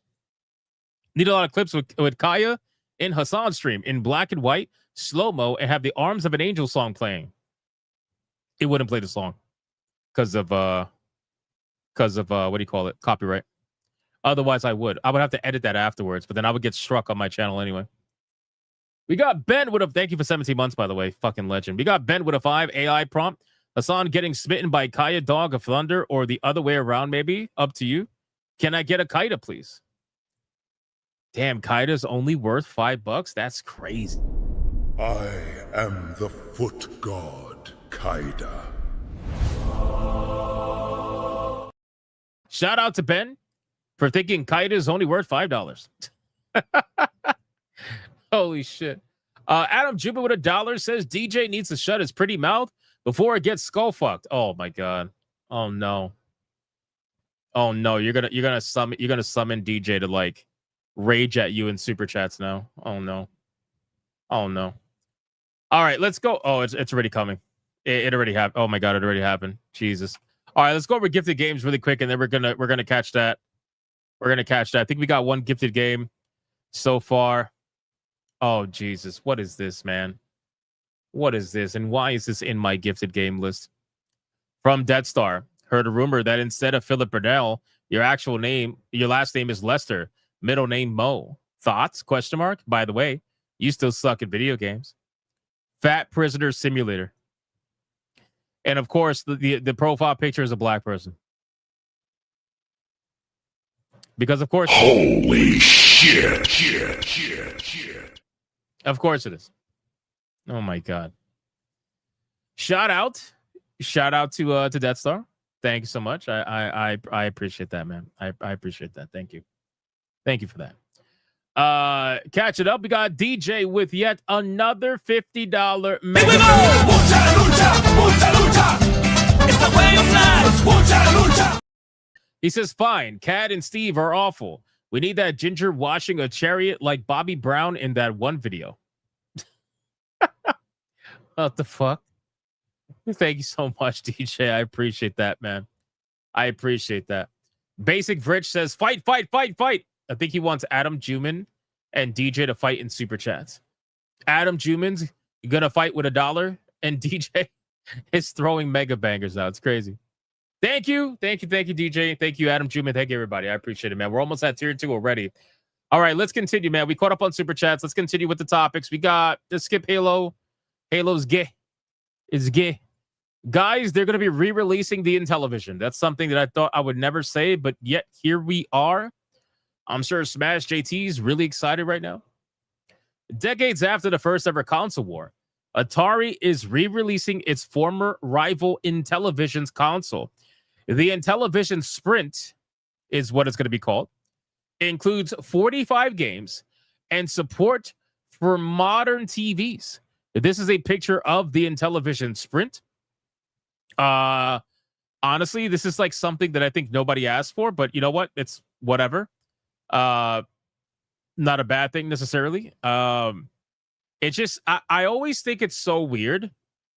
I think it's so weird when you see these older consoles that didn't have all of this modern technology and looking at the new box and you're like, well, it's going to be way smaller, obviously, number one. It's also, it says includes wireless disc controllers as well. I mean, it just throws me off a little bit. But it is cool. This is not like a bad thing or anything. I think it's kind of cool that they're bringing stuff like this back. I mean, I personally, I own the, what is it? I have the retro consoles.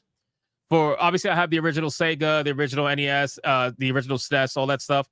But I also have the modern version of the Genesis and the modern version of the NES. Remember when they released those like modern versions of them that are like super small and stuff? It's pretty cool. It's pretty cool. So it's just fun. It's fun to mess around with it.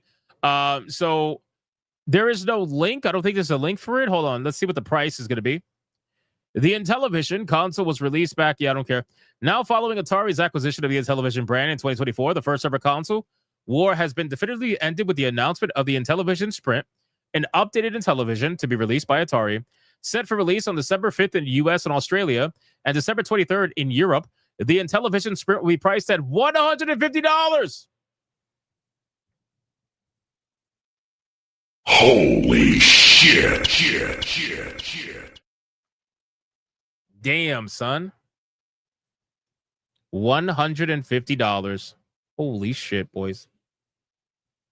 Well, now we know why they bought it. They probably bought Intellivision for so fucking cheap. Let me see. Hold on. Let's find that out right now. How much? Let's see. How much did Atari pay for Intellivision? Let's see. Atari reportedly paid $4.5 million to acquire the Intellivision brand in 2024. $4.5 million. That's it, boys. $4.5 million.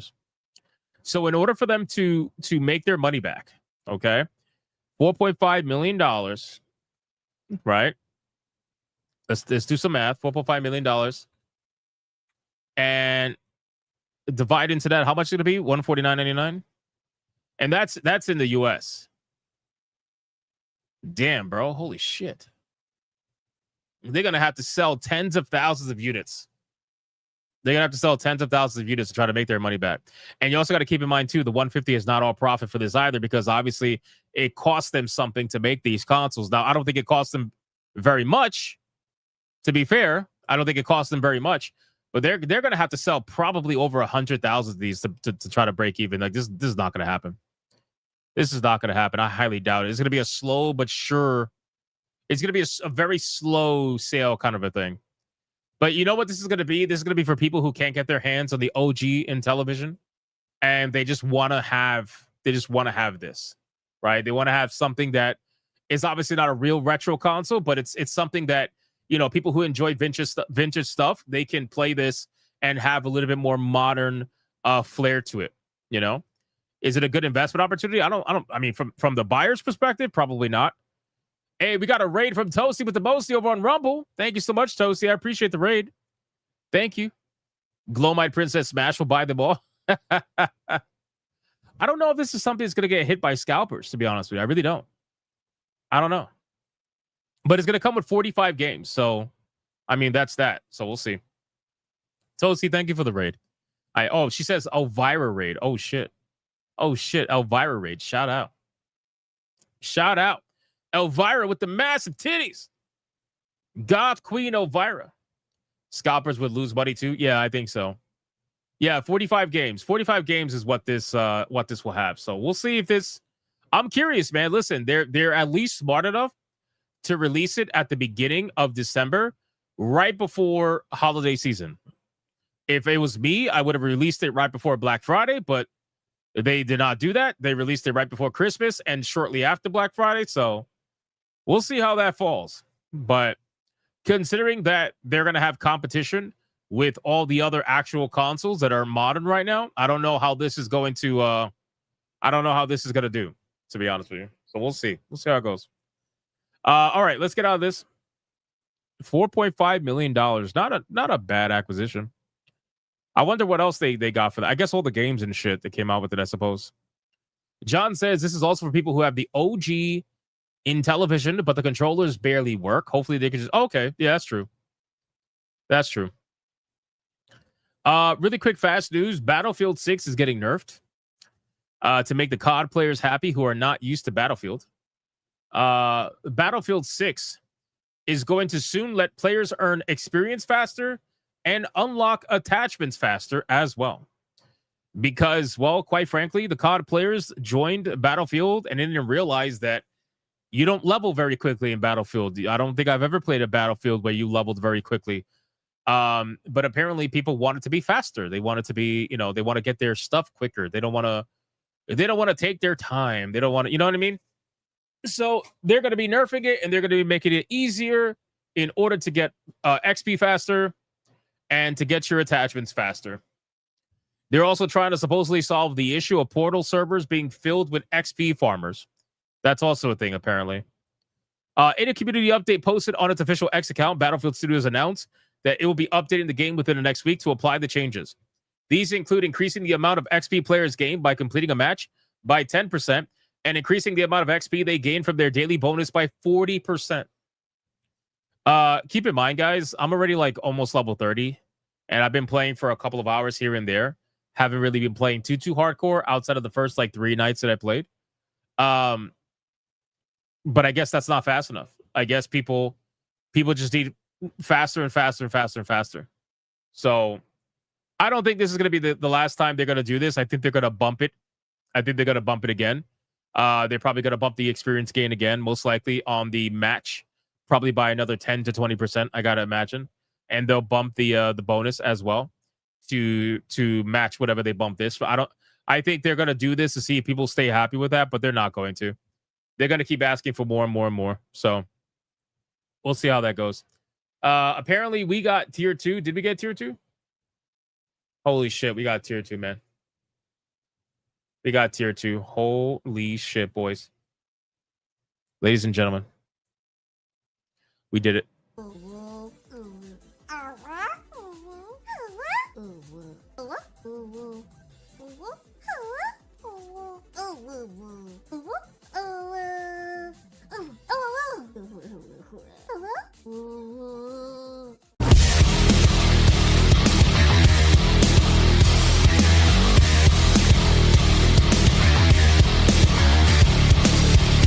Shout out to all you guys tonight helping me get to tier 2 for the 165th time in a row. You absolute fucking legends. I appreciate it very much. Very, very much. And as I mentioned earlier in the stream, I'm investing big time into the channel. An ungodly amount of money I'm investing for these fucking rip-off artists that make V2 models and shit.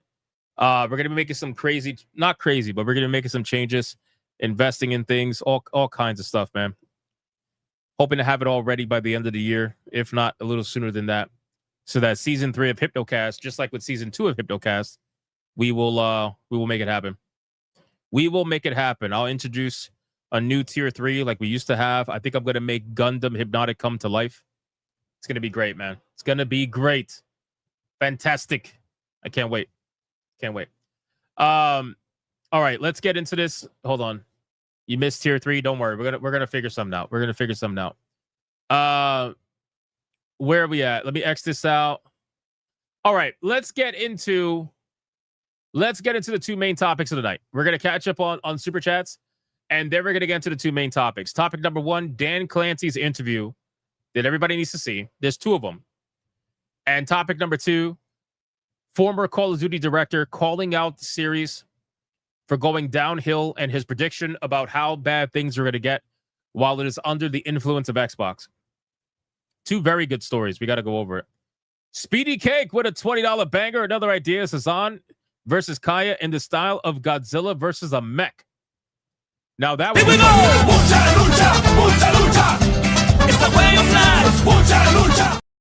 That would be funny. That would absolutely be funny. That might be something that'll happen in the future. Stay tuned for that. James Up with a $20.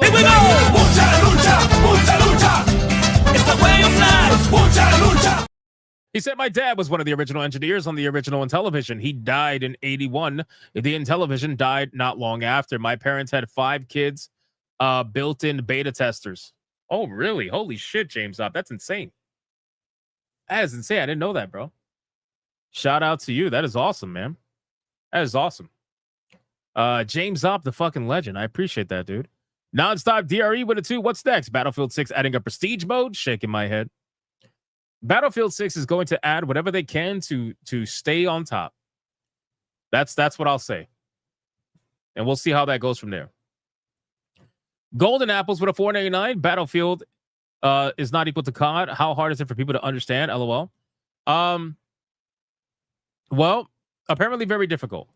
Because just last night I was playing some COD. I did a couple of, not COD, I'm sorry, Battlefield. And I did a couple of rounds. And it's crazy because as I'm playing the game, I can see who the COD players are.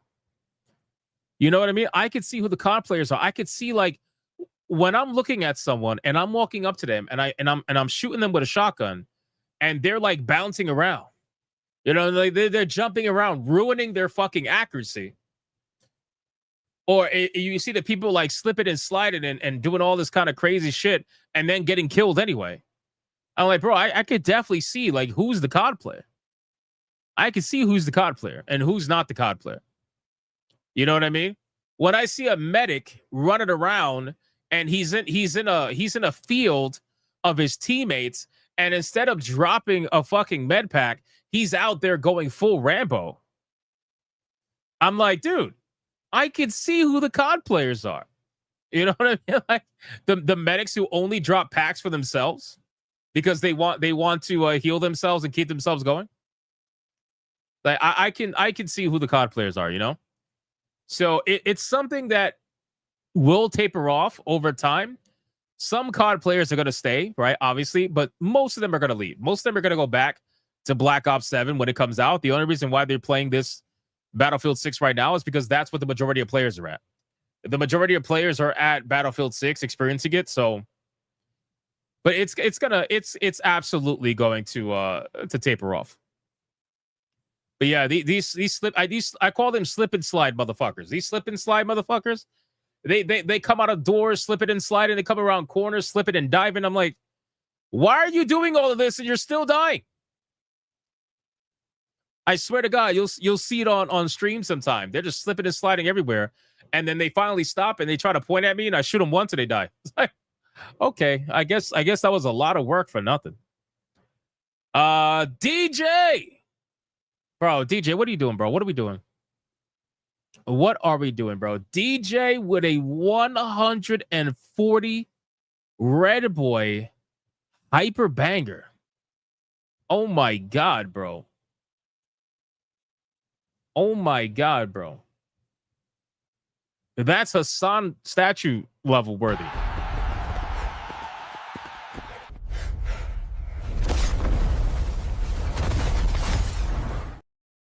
Why did it look like the dogs gave me the finger while they were getting shot with lasers? Why did that happen? Why did that happen? Actually, you know what? I'm gonna prompt something new.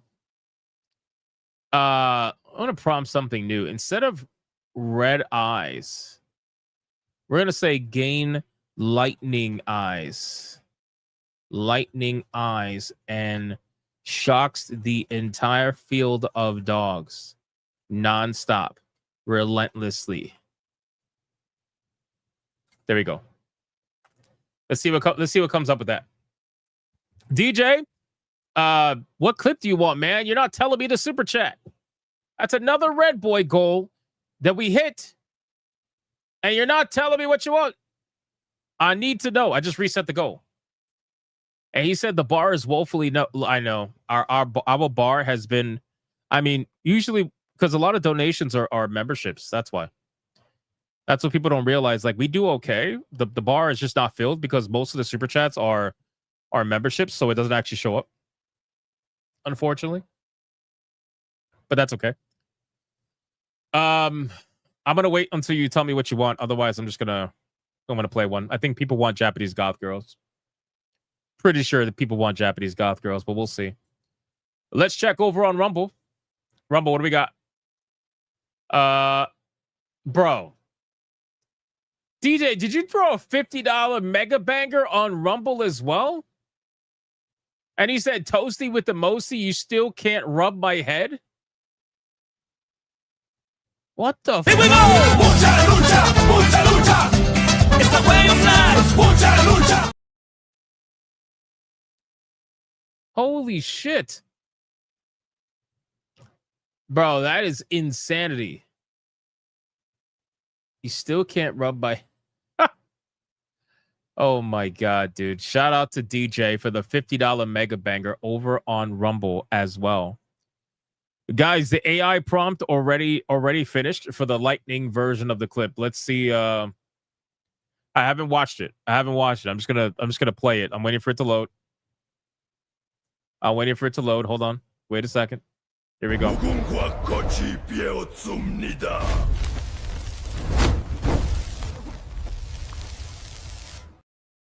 What the fuck did he chant? What was that? What was that chant in the beginning? What in the fucking... What was that?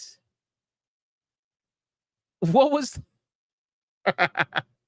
What was that chant? What was that? I gotta play it again. Hold on.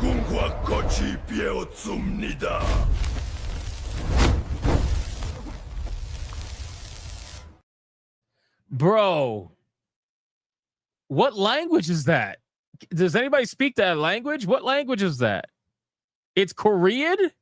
Why is he chanting in Korean? What is that? Oh my God, bro. I did not tell it to speak Korean. What the fuck was that? Oh, that's true. Squid Games is Korean. That makes sense. Oh, shit. Oh, shit. That's wild. That makes so much sense. So much sense. Yeah, I did mention Squid Games. Yes, I did. That's funny. That is funny. Oh, man. That's hilarious. This AI is something else. Let me tell you, bro. DJ, thank you again for the $140 Red Boy Hyperbanger. I reset the goal. We're going to play Japanese Goth Girls because I don't think you said anything. So here we go. Oh my God, it's a Red Boy Hyperbanger.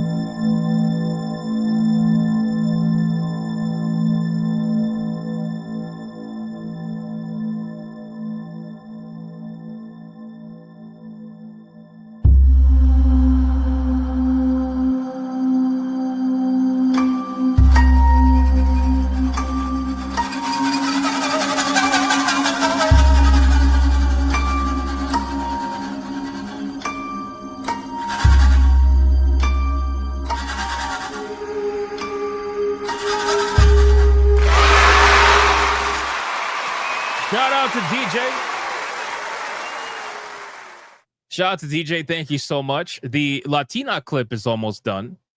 And the Elf Girl clip is almost done. So once I get those two clips done, we will throw them into the rotation. And before you know it, we're going to have like 20 different fucking clips that people can choose from to bless the stream. It's going to be great. It's going to be great. I'm trying to upgrade more, man. I'm trying. I'm really trying, man. I'm a one-man show. I don't have a fucking team behind. I'm a one-man show. Grateful Gamer with it too. I think that dialect sounds like ancient Antifa.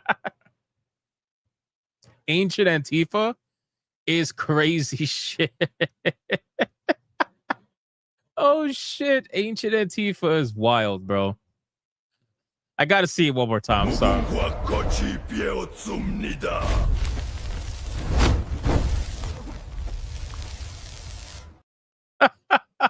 I'm gonna send that into the chat right now, into the SNH chat. I'm gonna send it to them and see their responses. I want to see their responses. Holy shit, that's crazy, bro. All right, I just sent it to them. All right, let's get into the topics, man. Let's talk about this, please. Let's talk about this. Where are we at, man? Let's start with American Dad. Let's bring this up here. All right, ladies and gentlemen. So we're going to be talking about a couple of videos that is going around right now regarding number one, American Dad, who is a streamer on Twitch. He's also a veteran. He's been a streamer, I believe he says, for about 9 years over on Twitch.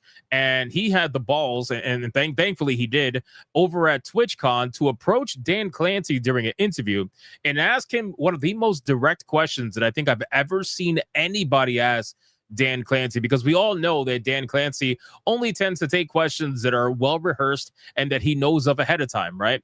However, this one, I don't think he was ready for, and he answers it in the most vague way humanly possible. So let's check this out. And like I said, the guy's name is American Dad. I'll make sure to link this in the description of this video on Hypnotic Gaming Live. He says, I got to finally ask Dan Clancey a question. He says, I've been a partner for a long time, but another thing I am is a U.S. veteran. I served in the Army and deployed to Afghanistan. Veterans are a protected group on Twitch. I've heard the comments about how the United States deserved 9/11, PTSD, etc. Veterans deserve that. When are we going to start holding streamers for stuff like that accountable, regardless of their social status? So let's check this video out and see what Mr. Dan Clancey has to say as a defense for why he's been letting this go on his platform. Hello, Dan. I've been streaming on Twitch for 9 years. I've been a partner for a long time. But another thing that I am is I'm a U.S. veteran, served in the Army, employed to Afghanistan. Veterans are a protected group on Twitch. So I was just wondering. Yeah, but not as protected as fat liberals, basically. You know what I'm saying? I just want to be very clear on that. Veterans are a protected group, yes, but not as protected as fat liberals, right? You guys are the lowest on a totem pole when it comes to progressive priorities. I'm sorry, that's just what it is for a lot of these people. I've heard comments about the United States deserve 9/11, PTSD, veterans deserve that. When are we going to start holding other streamers accountable for stuff like that, regardless of social status? Yeah, first of all, thank you for your service. Thank you for the question. Really appreciate, what you've done and all that. Do you really think he's thankful for the question? Do you really think he's thankful for any of that? Probably not. And you use certain examples, and some of those examples led to enforcements, right? You use certain examples, and some of them led to enforcements. Oh my God, the gaslighting. The gaslighting is at its maximum right now. Yeah, we enforced the rules when it came to that. Yeah, we banned Frogan because that's what they're talking about. They're talking about Frogan. We banned Frogan. We made sure that it was an equitable ban. It's always a very tricky process because part of what we need to do is have a set of community guidelines, and we do have a team that works very hard to consistently apply them. The views of individuals aren't necessarily the views of our platform. We're at a time where the views of the individuals aren't necessarily, keyword necessarily, the views of the platform. Instead of just saying views of our streamers are not the views of our platform, he said views of our streamers aren't necessarily the views of our platform. And for him to say it's tricky, it's really not tricky, Dan. Okay, you banned Frogan for 30 days, if I'm not mistaken. You banned her for 30 days, which that's a pretty substantial ban. But there's been other examples for certain streamers who don't get mentioned here that have said worse, way worse things, have advocated for the death of people, and they get a one-day ban. They get a one-day ban. It's like, what are we doing? People sometimes can talk in hyperbole, right? It's not hyperbole. Dan, it is not hyperbole. Let's hear that again. Hold on. It is not hyperbole. Oh, by the way, does anybody find it extremely ironic that Dan the man who has a homepage on Twitch of a baby furry sucking a pacifier, trying to attract younger and younger viewers, is apparently wearing a Roblox necklace? Does anybody find that to be extremely ironic here? I believe that's a Roblox necklace. Does anybody find that to be funny? Because I sure as fuck do. We're at a time where people sometimes can talk in hyperbole, right? Unfortunately, and this happens on all sides of the political spectrum, and so that's something that we have our guidelines. We apply them consistently. I understand you may disagree with some of those decisions, right? And I always say one of the nice things about Twitch is it's a platform where if you disagree with the views of somebody, it's not appearing in your feed, it's not appearing in what you're doing. It has nothing to do with your experience. And that's not... That is bullshit. That is literally bullshit. You put a baby furry trans fucking VTuber on the homepage for everybody to see, and 99% of the people that looked at that homepage did not want to see it, and they were forced to see it anyway. So I don't know what you're talking about, oh, well, if you don't agree with XYZ content, that it won't show up on your feed and it won't show up on your... No, it absolutely will. It absolutely will. What are you talking about? You guys promote Hassan to everybody all the time. What are you talking about? It's not going to show up on your feed. Are you full of shit? Necessarily true with short form content. Sure. There's all sorts of stuff that appears in my feed And so part of this is trying to make sure you can find what is the right experience for you on Twitch, both as a streamer and also as a community. Thank you for answering. Well, that was the biggest level of bullshit that I think I've ever experienced in my life. But, you know, somehow it gets even worse than that. So now we have a video that we're going to showcase from Hassan. I mean, not Hassan. I'm sorry, from Asmongold. Now, Asmongold has this video here on his Clips channel, and it says it's even worse than we thought. And this one, I was like, well, how much worse could it possibly get, right? Because we saw what happened to Emiru. We saw the meltdown from Hassan. We saw all this shit. And then after seeing the question from the veteran, I'm thinking, well, how much worse can it get? And then I remind myself, it can always get worse. Let's look at this and check this out. What are you guys doing to prioritize safety? Because I know also a bunch of Twitch content creators said that they were too scared to even come to TwitchCon this year. Oh, my God. Just in case something like what happened. Oh, my God. This fucking girl, man. Taylor Lorenz, the only fucking retard wearing a goddamn mask because to her, maximum virtue signal is the most important thing over anything else. You sound like a muffled fucking dog. Jesus Christ, man. Taylor Lorenz is the one who asked this this question, I suppose. So let's see. At least she's asking the proper question, even though she's clearly sugarcoating it a little bit. Yesterday, what happened? Yeah. So, I mean, the safety of our creators is the top priority. The challenge we face is the safety of our creators is its top priority. How can you say that after Emiru was just assaulted?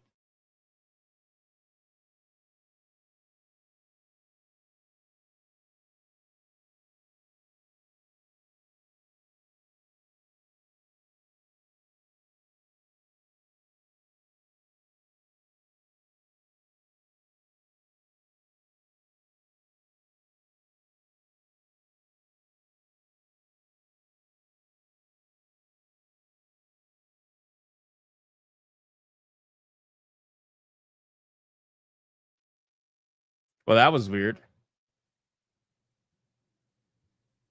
That was weird. Hold on. What the fuck? Uh-oh. They don't like what I'm talking about. They don't like what I'm talking about. No, they don't like what I'm talking about. Am I back? The double hypno. It's a double Nautic. Am I back? It's a crossover. Yeah. Ice got me. Ice definitely got me. What the fuck? That was weird. Okay, we're gonna try that again. Is this the real? Is this the clone? I'm the CIA. No, let's I don't know what happened. I think it crashed. Google has been terrible with out of memory lately, where now it's just closing down the whole fucking browser. It's not even like giving you the warning anymore. Now it's just closing down the literal whole fucking browser. It's so weird. Anyway. All right. Let's back up and let's watch this. Here we go. Safety, because I know also a bunch of Twitch content creators said that they were too scared to even come to TwitchCon this year, just in case something like what happened yesterday would happen. Yeah. So, and keep in mind, guys, after he says what he said about them taking it as the #1 priority, I want you guys to just understand that they 100,000% did this interview after Emiru got assaulted. So you are out here trying to say that it's your #1 priority to protect your streamers. And meanwhile, Emiru got assaulted, I believe, the day before this. So make it make sense. The challenge we face is a challenge in today's society. It's not limited to Twitch. It extends throughout our society. Oh my God, we're doing the general blame. We're doing the whole, well, you know, something bad happened under our watch. Yes, we understand that. However, bad things happen all over the world. Yeah, bad things happen everywhere, right? So, you know, even though what happened here is clearly bad, well, you know, there's a genocide going on, people. There's a genocide going on. Come on. It's not that bad over here, right? It's happening all over the world. That's the logic that they have right now. I do think that when you're live streaming, in many ways, since you control your community and you can ban people, you can make it so that those people that you don't want, engaging with you and participating with you aren't. They basically don't. Bro, what the fuck does that have to do with anything? What the fuck does that? Oh, okay. So let me get this. Let me understand. So, Emiru got assaulted because she didn't ban the person in their chat, bro. What? This happened in real life. What the fuck does that have to do with them being banned in the chat? Why are you even bringing this up? Why is that even a topic of conversation? Yeah. Oh my God, bro. This guy is literally saying that she should have basically banned him in the chat. She didn't even know who it was. How could she have banned this person? This person probably showed no signs. I feel like Asmongold right now. His face is exactly how I feel. This person showed no signs in the chat, I'm sure, of being somebody ban-worthy. And you're like, well, we have moderation that the streamer can use to ban people on. What? This doesn't even make any sense. Don't bother me, okay?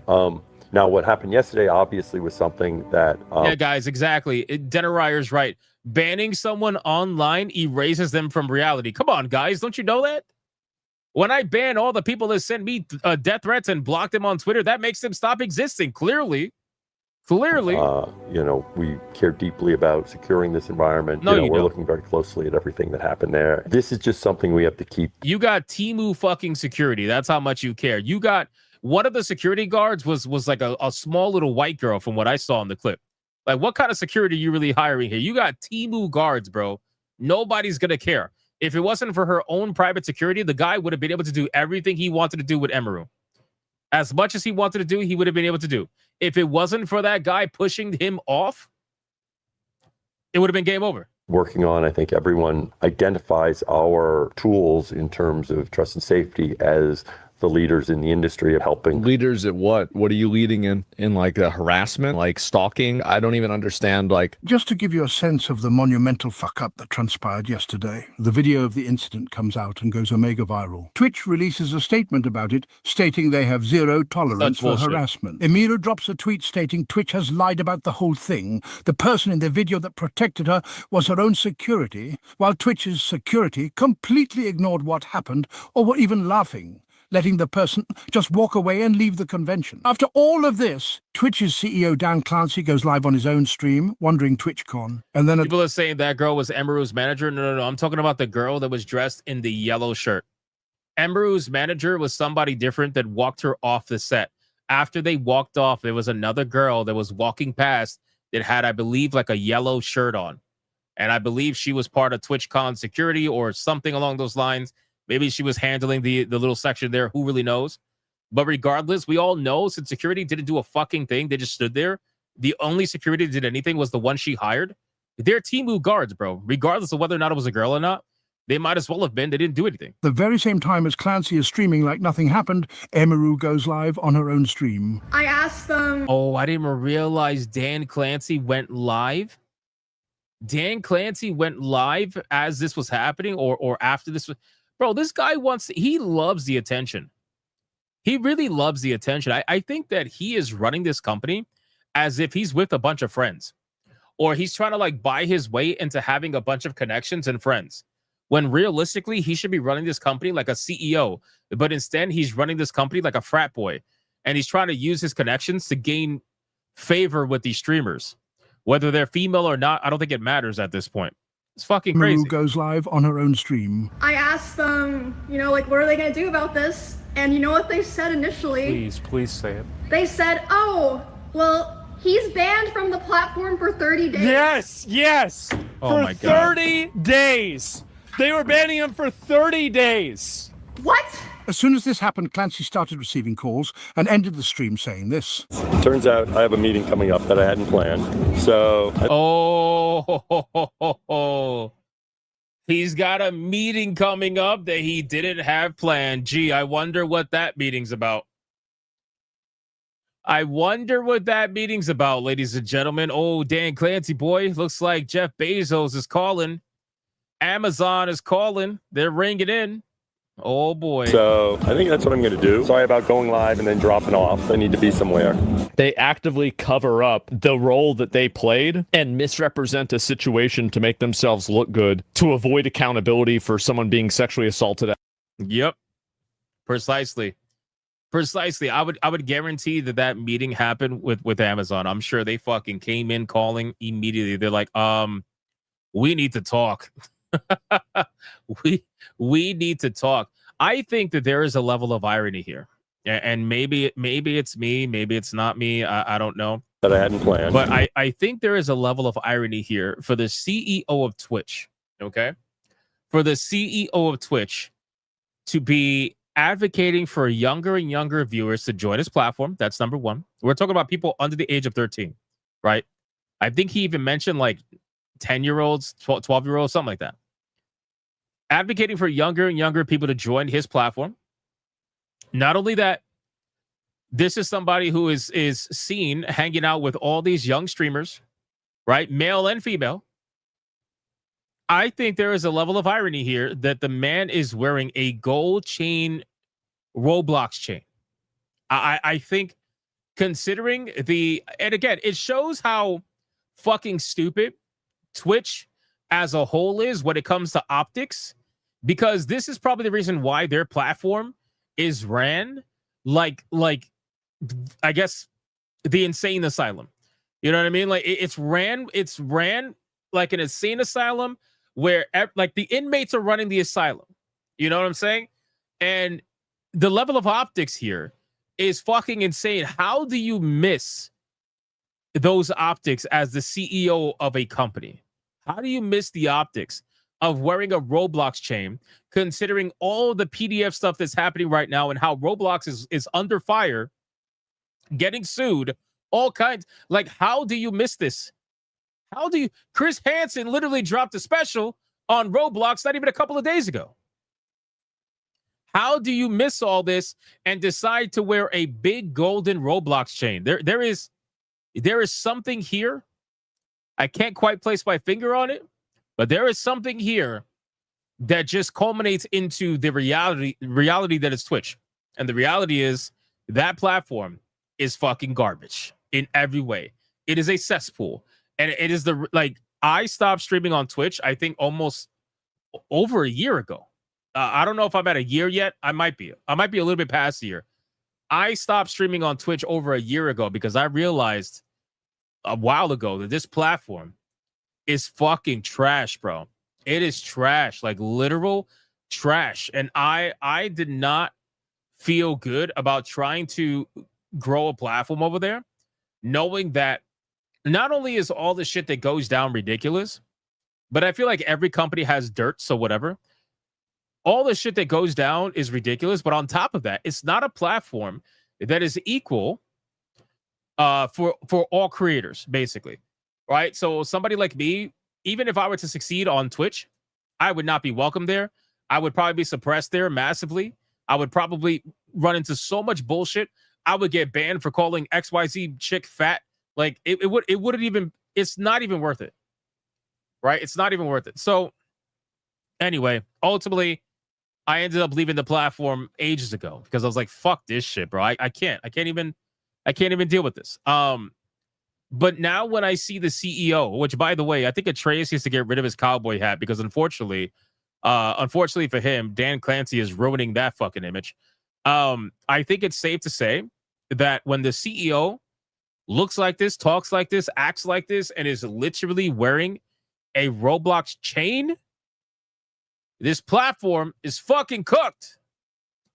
And like Asmongold has said many times, many times, Twitch is on a decline. It's been on decline for a while. We are down about 40%.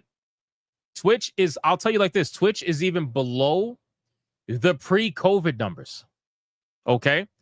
In terms of numbers on Twitch are below what it was even before COVID. That is how low Twitch is going. It is being ran into the ground. So it's only a matter of time. I honestly think Twitch is on a complete spiral. I really do. And I get it. I'm the first one to say that Twitch is subsidized by Amazon and will continue to be saved by Amazon.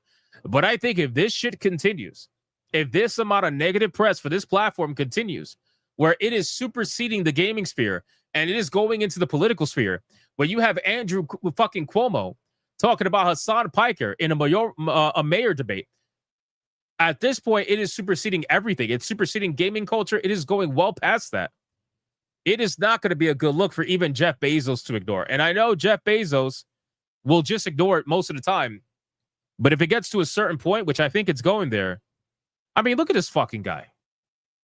Look at this guy, bro. Look at this Roblox chain. Who do you think you are, bro? You are reliving your teenage years so desperately with all these young people you couldn't hang out with before because I guess you were too nerdy in the past. I don't know. Regardless, Twitch is cooked, man. And that's just what it is. That's just what it is. All right. We're gonna X this out. Fucking crazy son of a bitch that guy is, man. Crazy son of a bitch. Bezos has been ignoring Elon. Yeah, I'm not surprised. I am not surprised. All right, we're gonna cover the Call of Duty thing. And then we're gonna get into the Waifu Battle, ladies and gentlemen. Let's cover the Call of Duty nonsense that's going on. Kind of go from there. Battlefield 6 is getting cooked in reviews, guys. I don't know if you noticed that, but still better than Call of Duty. Still better than Call of Duty. Yamato says that's why we don't watch Hypnocast on Twitch. Hypnocast is not on Twitch. It hasn't been on Twitch in probably over a year. And it won't be on Twitch. It'll never be on Twitch ever again. Plain and simple. All right, let's get into this. Hold on one second. Make sure this is all set up, ready to go. We're going to cover Call of Duty former director. Let's cover this really quick. The former director honestly trashing the state of the series, which I find to be extremely interesting. He says he is immensely worried about the future of the series while under the Xbox brand, which I think a lot of people can probably relate to. Democulus says Twitch was causing Hypnocast to lag so bad that Hypnotic stopped streaming there. Yeah, no, it wasn't even just that though. It was me realizing that the platform had no feature. I had no feature on that platform. That platform would not be a good place for me to try to grow there because I knew that they would that it would be a headache. It'd only be like if I grew there and became a bigger streamer over there, it would only lead to more of a headache. I just didn't even want to bother. I don't care how much more money there would have been. I don't give a fuck. I don't care. Like I'm willing to skip things. Even if it makes me money, I'm willing to skip things. I don't give a fuck. I've made that very clear. I don't know how many times I have to say it. I've done it. I don't care. David says I mentioned Bus because of the age Dan is looking to attract towards Twitch. Oh, well, that makes sense. Alex says they also just completely abandoned actual gaming streamers. Oh, yeah, it's Twitch is not a gaming platform anymore. It hasn't been for the longest time. Literally for the longest time. So, and it's unfortunate. It really is. Because again, I remember the time where you could go on Twitch and find some of the hottest fucking League of Legends battles going on at the time. All kinds of just epic fucking esports shit going on. Now, bro, it's a softcore for the softcore. It's literally a softcore porn website that is meant to funnel people into other avenues of money that are more permanent. Whether it's OnlyFans or whatever, that's what it's for. So, all right, let's get into this. So I want to discuss this and go over some of the numbers. We're going to go over some of the numbers with Battlefield and Call of Duty in comparison. Let me refresh this so that's accurate for the video. Let me go Call of Duty, refresh that as well. We're going to make a little comparison here and kind of talk about all this. All right, ladies and gentlemen. So in today's video, we are going to be talking about Call of Duty. Now, Call of Duty's former director has decided to make a statement that I find to be very interesting. And it kind of goes into the entire conversation that is happening right now between Call of Duty and Battlefield. Everybody knows that Call of Duty and Battlefield have been competing massively right now. Even though right now Call of Duty does not have a recent video game, they are currently getting ready to release Black Ops 7 that almost nobody outside of the typical Call of Duty players seem to be excited for. But they are getting ready to release that, and that's going to allow us to see a more definitive answer between how the other two, like how they're competing against each other, right? Because right now the numbers are about 64,000 24-hour peak for Call of Duty with Black Ops 6 and about 40,000 people playing the game right now at the time of filming this video. If you look at Battlefield 6, you got almost 500,000 people for the 24-hour peak with about 289,000 people playing right now at the time of this video. So clearly there's a massive difference between Call of Duty and Battlefield 6. But again, Black Ops doesn't have a recent game out right now, but it will pretty soon, and we'll be able to see from there. However, the former Call of Duty director says that he is immensely worried about the future of the series under Xbox. Now, it's so funny that he says this, and we're going to get into what he said, Glenn Schofield.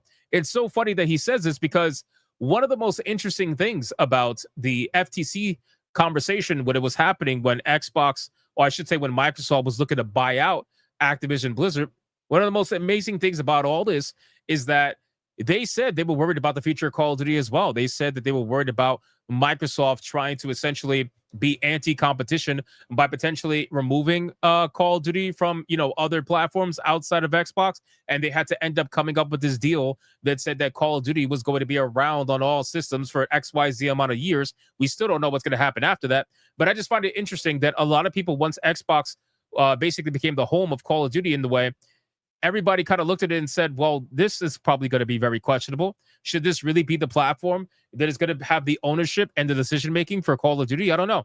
Seems a little odd. So Glenn Schofield points to the decline of Halo and questions cultural compatibility. Now, obviously, we talked about Halo on streams. We just talked about how Halo supposedly is going to be getting another live service video game, something more live service dedicated.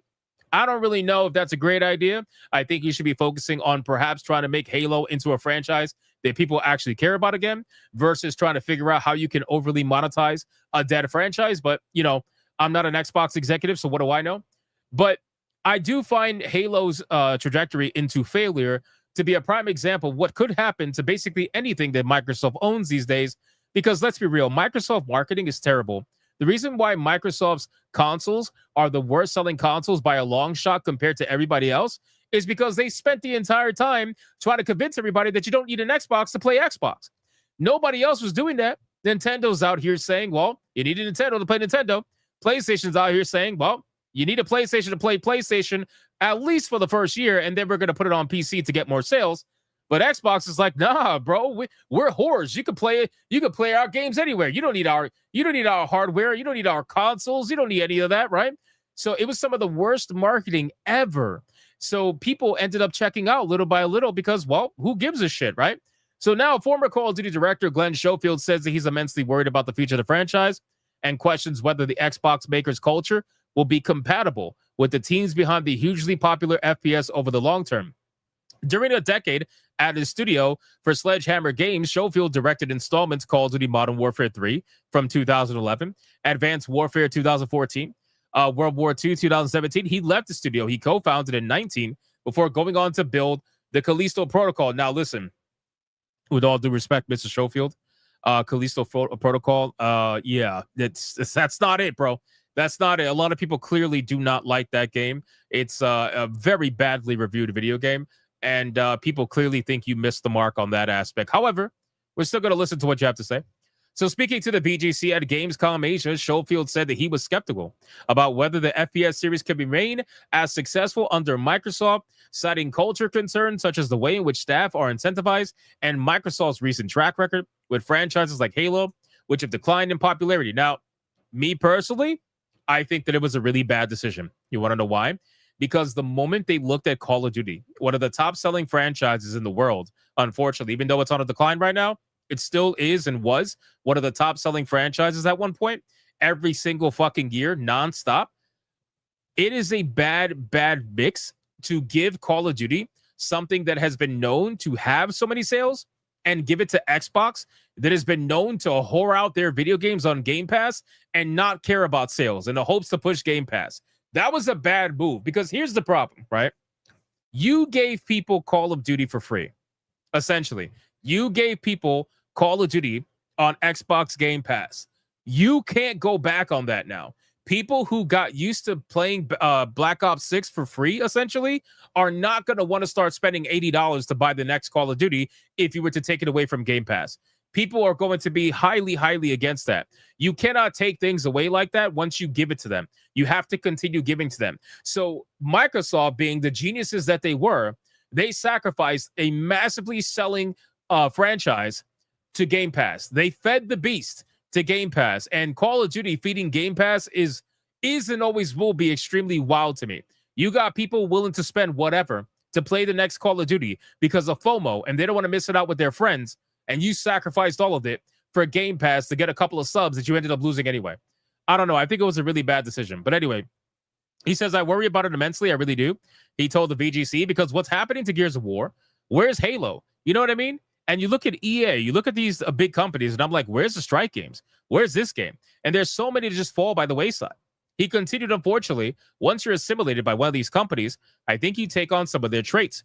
The other thing is, I don't know, but I would imagine that Call of Duty bonus system is out, and now you have theirs, and people are going to say, well, that isn't that. Microsoft acquired the Call of Duty franchise as part of its $69 billion acquisition of Activision Blizzard in 2023, and will point to the strong performance of its last entry as evidence that the FPS is as popular as ever. Now, again, guys, there's different explanations to what you would consider strong performance. It's pretty clear. I don't know if you guys read the news lately. We talked about this a couple of weeks ago, but Black Ops lost over $300 million in sales opportunities. That comes out to about 4 million some odd copies. They lost out on $300 million plus in revenue. They even admitted that perhaps it was probably a mistake to do that.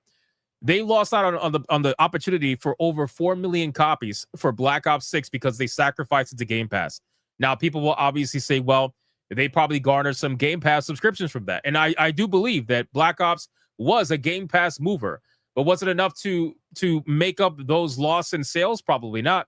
I think what they were hoping for is that the people who bought the game or got the game on Game Pass, I think they were hoping for microtransaction money. At that point, they're hoping that the money will make up for the loss of sacrificing it to Game Pass, which it probably did, right? It probably did, or at least got to the point where it broke even or went slightly past that.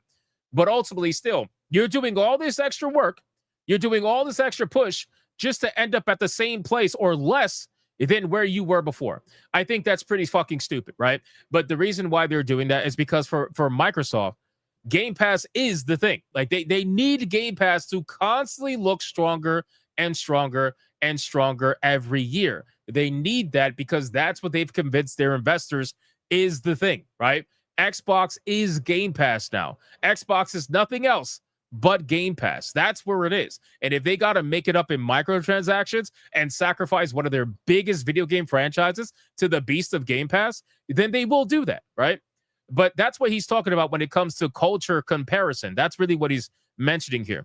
Last year's Call of Duty Black Ops was the first to launch day and date on Xbox Game Pass, although early results were positive, with Microsoft declaring it the biggest Call of Duty launch ever in terms of players. Of course, it's going to be the biggest. You released it for free on Game Pass. Well, not free, but you get what I'm saying. Of course, I hate this shit. I really do. I hate when they're like, this is the biggest ever in terms of players engaged. Bro, everybody and their mother can see through that bullshit. All right, so of course it's going to have the most players. You gave it away on Game Pass, bro.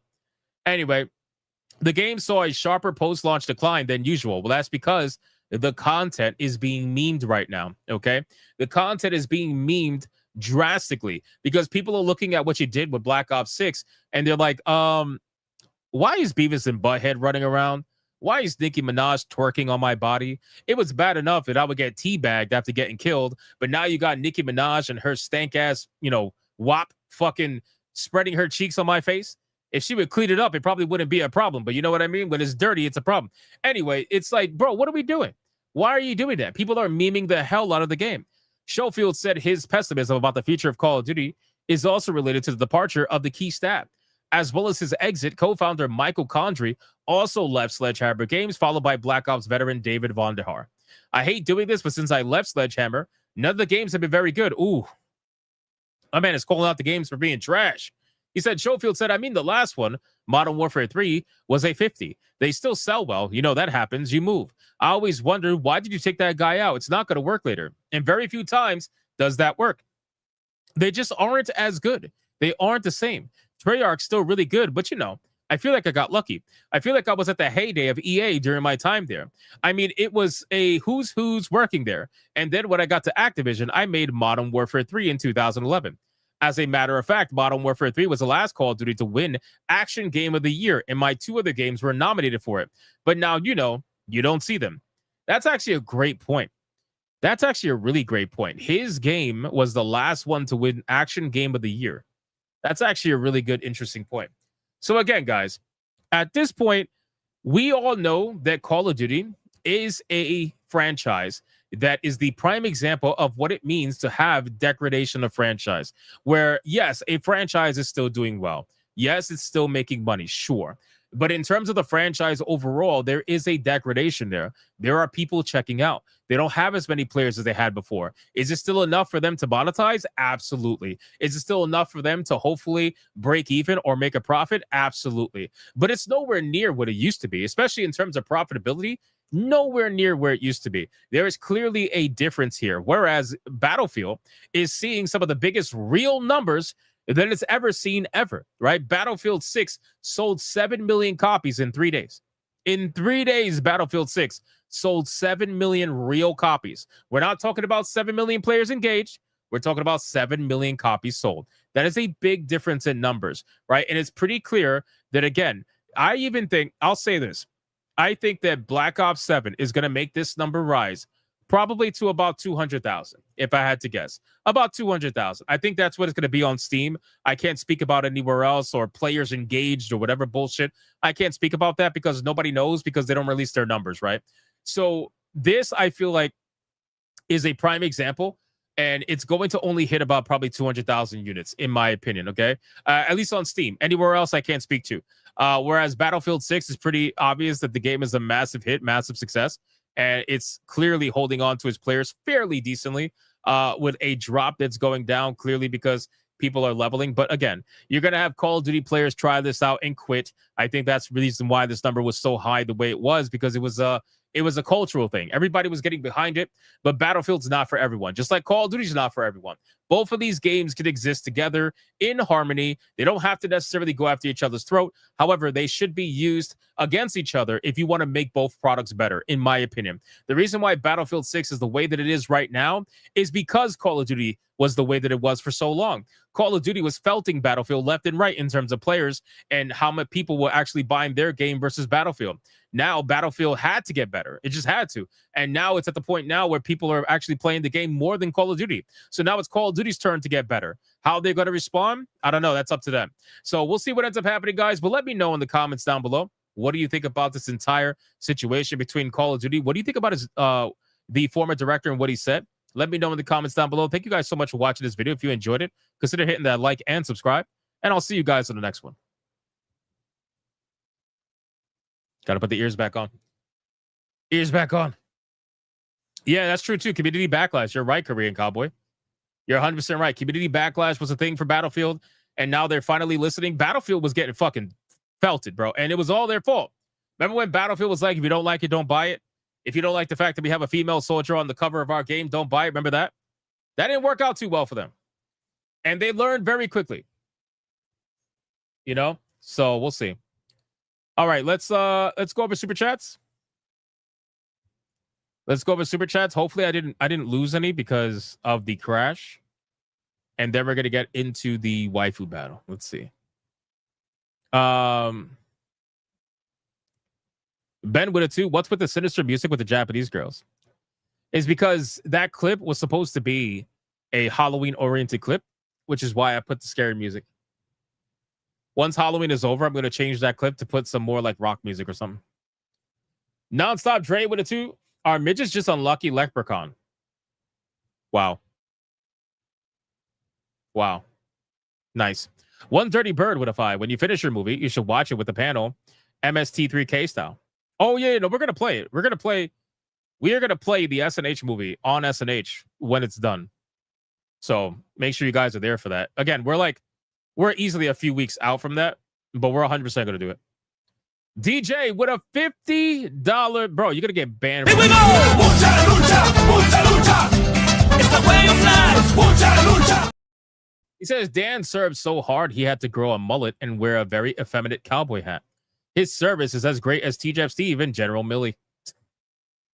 Bro, the hatred for T-Jab Steve is wild, bro. Shout out to DJ. Thank you for the 50. I appreciate it, man. Nonstop Dre with a 2. Twitch blaming female creators. How ironic. Bro, the fact that he said you could just ban people in your chat. Oh, my God. I wanted to look at him and be like, bro, are you stupid? Genuine question. Are you stupid? Jason Alator, 19 months. If Taylor is muffled, then where is her shock collar? Because we all know Hassan must have the shock remote. Also, 19 months of legendary status. Shout out, bro. Shout out. Thank you. Breaking Night for a 5. Dan Clancy runs Twitch like he is Harvey Weinstein. Damn. Good comparison. Good comparison. Nonstop Dre with a 2. Twitch CEO reminds me of Randy from Gearbox. Oh, man. You are so right. You are so right. It's not even funny, actually. And then for a 2, Black Ops 6 was so bad and unfun, it gave me Call of Duty PTSD. Yeah, I think that's you and a lot of people. A lot of people probably feel that way. They're like, yeah, I'm over this shit. We got... Let me see. Deadeye's Lock with $1. Scrubs be slipping and sliding like Dan Clancy's gaslight failures. Sounds about right. Abhorrent Soul with the 1 membership. Thank you, Abhorrent Soul. Appreciate that. We got Gray the Merchant with $1. Twitch, a hellscape. Amazon executives shut down Twitch. Fire your Twitch executives. Rebrand. Follow the model of Kick. Give up softcore and focus on gaming. I know they won't listen. They want a loss leader. Probably. Torino with $1. I read the role of Game Pass as the bread and circuses or whatever modern day version of that historic handling of masses is. That makes sense. That makes sense. Again, they're all for Game Pass. Like, that is their strategy. That's what they've convinced their investors. That's what they convinced everybody of. So every decision they make is with Game Pass in mind. There is nothing that Xbox does that doesn't have Game Pass as a focus. Flat out. So, all right. We are fully caught up everywhere. Thank you guys again for the amazing support tonight. It's been a wild, wild stream. We are now going to get into the waifu battle, ladies and gentlemen. Let's get it done. Have some fun. And we will see. If you're not going to be hanging out with us in the waifu battle, we will see you on the next one. So make sure to join us on the next Hypnocast, 9 p.m. Eastern. Until then, let's do the waifu battle.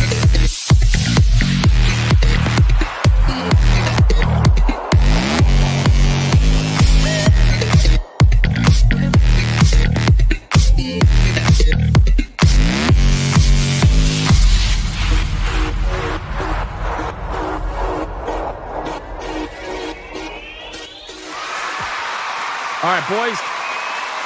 The waifu battle is here. Now, if you guys missed the last waifu battle, what an upset. What an upset, bro. We brought back Android 18 to the waifu battle, and she ended up losing to Vampirella, ladies and gentlemen. I am not kidding. I am not kidding. Vampirella did one of the impossible and beat a legendary waifu like Android 18 in the Battle of Champions. That was insane.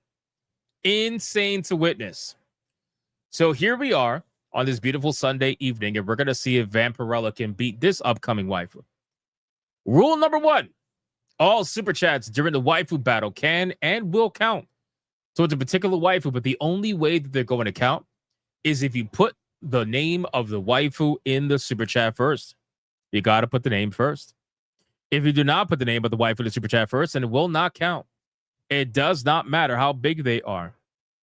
If you super chat after the fact and you put the name of the waifu you forgot to put the first time first, then I will make it count. Rule number 2. You can vote for any waifu regardless of who's on the screen. It doesn't matter. You can vote for the champion, who is Vampirella, or you can vote for the challenger, who you're about to find out. It doesn't matter who's on screen at the time. Last but not least, after the second waifu comes off screen, I'm going to do a 30-second countdown. After the 30-second countdown, no more super chats are going to count. It doesn't matter how big they are. The last super chat that shows up on my screen is going to be the one that counts. So please, if you're going to vote, vote early and vote hard, ladies and gentlemen. Do we understand the rules?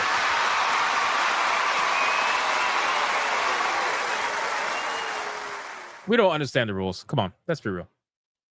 Let's be real, boys. All right, man. Listen, we're going to bring out a special kind of challenger. Somebody who I don't think has been in the waifu battle for a very, very long time, if at all. I don't remember, to be honest with you. I think she was at one point and then never showed up again. But considering it's Halloween, I was like, fuck it. Why not? Why not bring her in and see what she is capable of? Because I think people really like her. They like her in the game. They like her in the show. Let's see.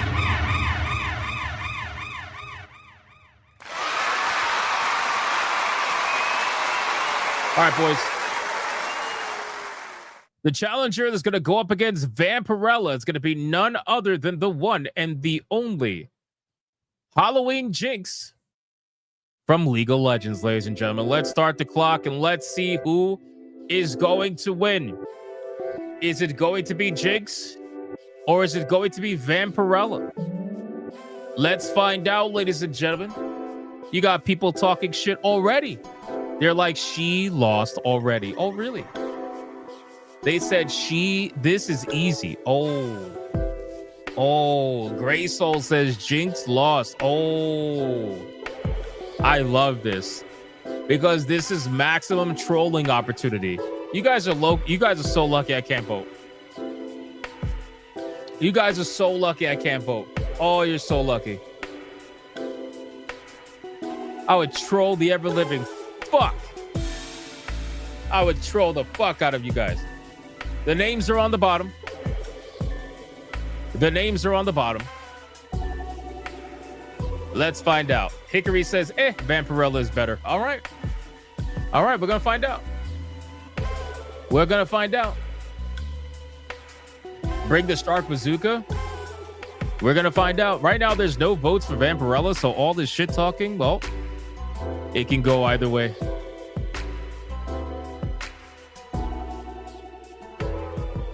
It can go either way.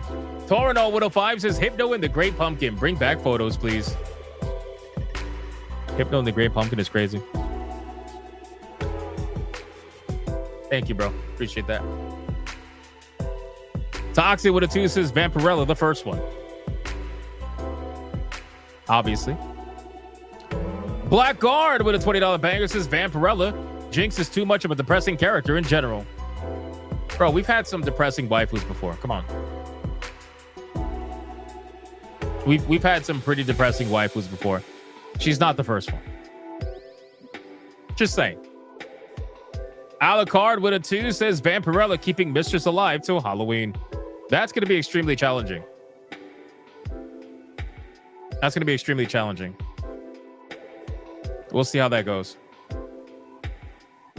Schizo says that. Crazy.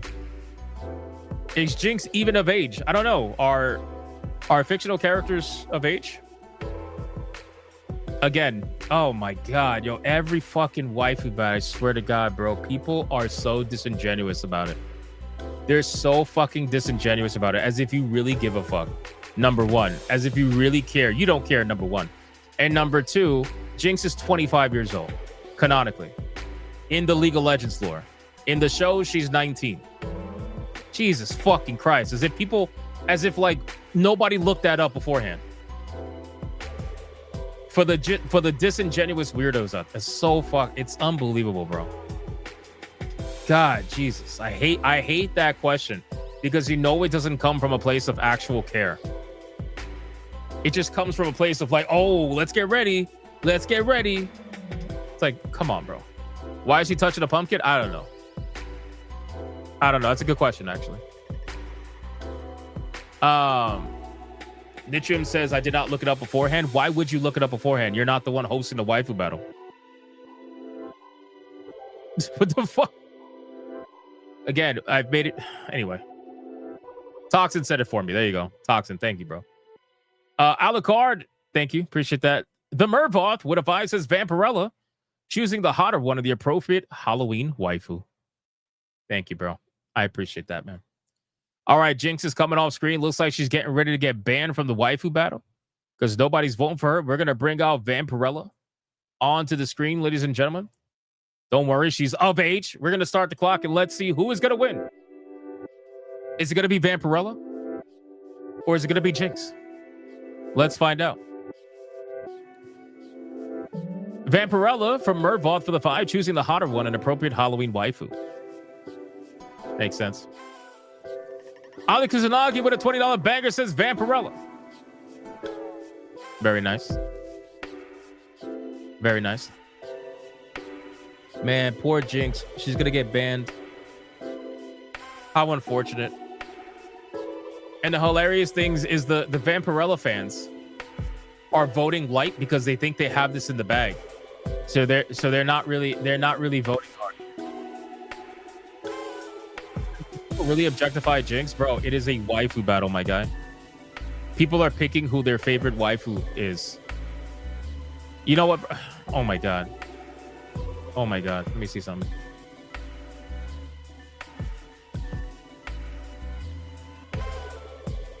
Let's see.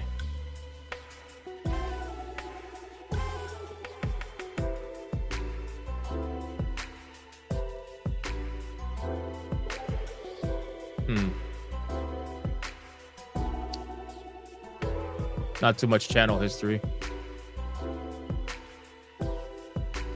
No, my chat went down. No. Fuck. There we go. I got it. Okay, we're good. We're good. Bounty Wolf. What a 2. Vampirella. Get this Timu Morrigan looking bitch out. Oh my god, bro. That's crazy. Alucard with a 2. Jinx for just pity's sake. She still might get banned. Hickory Excalibur with a $49.99 says Vampirella. Let's wrap this up. The Jinx squad ain't here tonight. Well, clearly they are. They're just too busy worrying about her age when she's way of age if they just looked it up themselves before asking. Thank you, Hickory Excalibur, for a legendary $49.99. That's absolutely insane. I appreciate that. Fallen Angel Zerato with a 2. Jinx, not a pity vote since it's my post. Thank you, bro. Thank you. Well, it's still low enough that a chair shot could save Jinx if somebody wanted to troll. But right now, I think most people are probably not going to do so. They're not going to do so. Ben with a 5 says Jinx is hot. Yes. Oh, no. Ben, you're going to get accused for being a PDF now. It's not good. It's not good. Not good. Thank you, Ben, with a 5. I appreciate you, bro. I appreciate you. Cyborg says, do people really think flat or itty bitty means something? Yes, clearly. People clearly don't understand that there's petite women that exist in the world that are 25, 30 years old. And they look like Jinx and they're like, you're a PDF. It's so disingenuous, bro. It's so fucking disingenuous. It's not even funny. Anything to try to get a gotcha to make people look bad. That's all it's about. Ben says, bro, she's been an adult. I know that, Ben. I'm fucking with you, man. I'm talking about the trolls. I'm talking about the trolls. I know you're not aware. I'm fucking with you. Mervoth with a 5 says Vampirella just to counter the 5. You son of a bitch. Did you really have to do that? Alucard with a 2. Vampirella keeping the faith. Oh, man. All right, boys. I think this is cut and dry. I think this is cut and dry, but we're going to do the final countdown anyway. Let's see if anybody's going to do it. 5, 4, 3, 2, 1, go.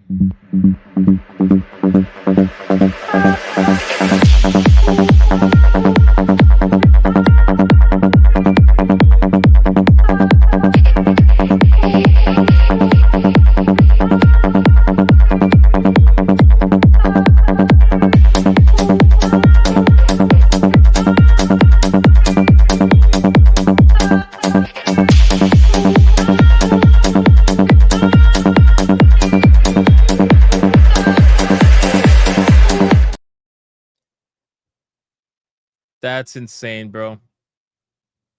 Wow. Wow. Wow. Wow. Yeah, you know what? I think Jinx is banned. That's it. That's it. Denarai with a 5 says Vampirella. I'll side with vegans this time. Nico with a 10,000 says Vampirella. And then Speedy Cake with a 20 says Vampirella. Shout out to you guys. To be honest with you, we don't even need to count.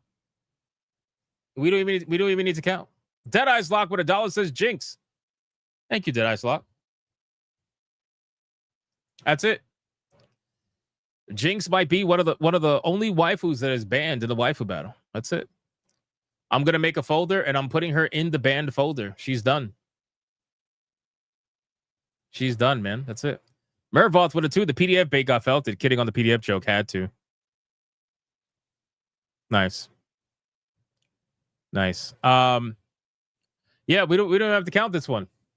We don't even have to count this one. Normally we'll do it anyway, but you know what, boys? That's it.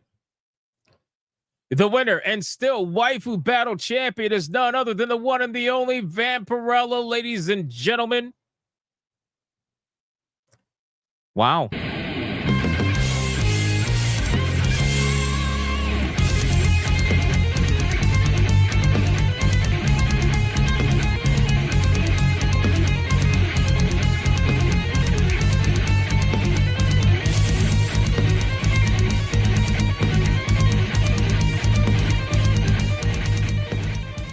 Let's do it one more time, ladies and gentlemen. One more time.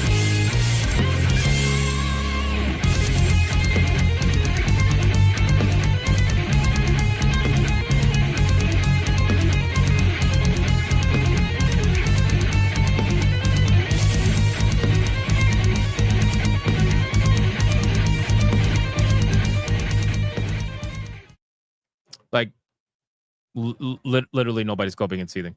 You are coping and seething. You just can't accept what you're seeing. Yes, you're coping and seething. The truth is scalding, and now you are molding and coping so hard. Coping and seething. And that's going to be it for the waifu battle, ladies and gentlemen. Vampirella is going to go backstage. She will face off against another waifu tomorrow. Hypnocast, 9 p.m. Eastern. Do not miss it. Ron says she should have not touched him. Oh, that's why she lost. She touched the pumpkin. Do not touch the fucking pumpkin.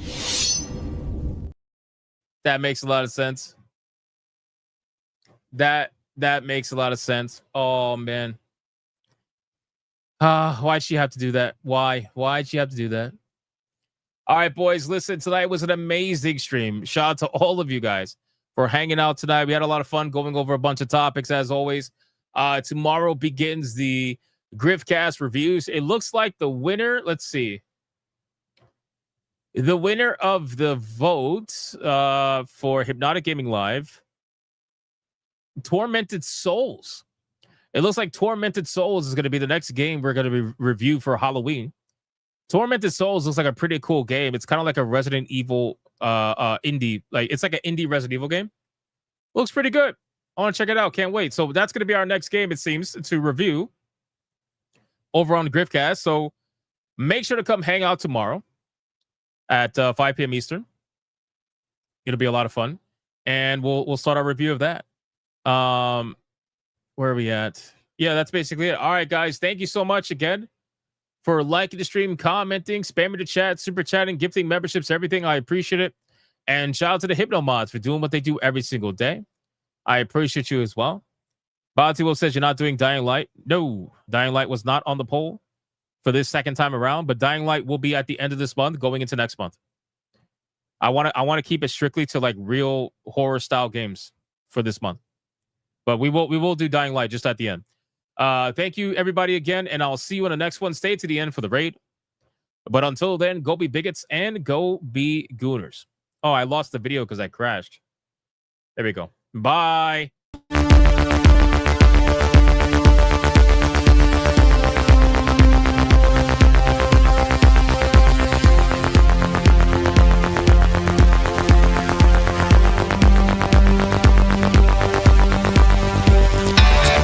I am not gay.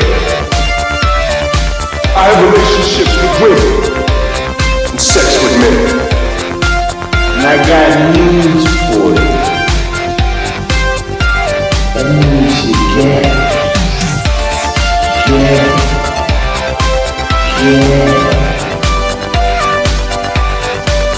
Poor kids are just as bright and just as talented as white kids. The dog, or her cat, was named Vagina. Vagina. Vagina. Put a ticket in, make her gay. Suck it in, John. Put a ticket in, make her gay. Fuck it again, put a ticket in, make her gay.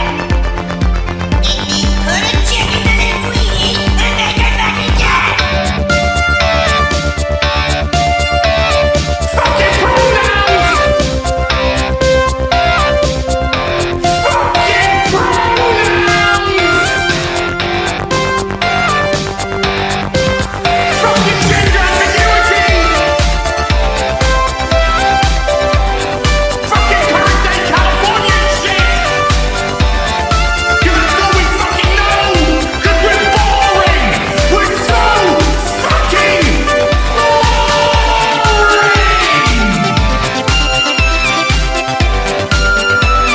Twitter hole! Twitter hole! Get a grip! At the touch of the black man, I bring life. I bring life.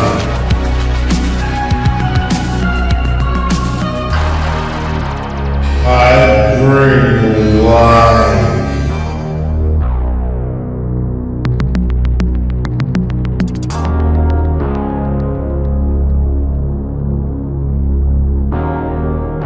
I bring life.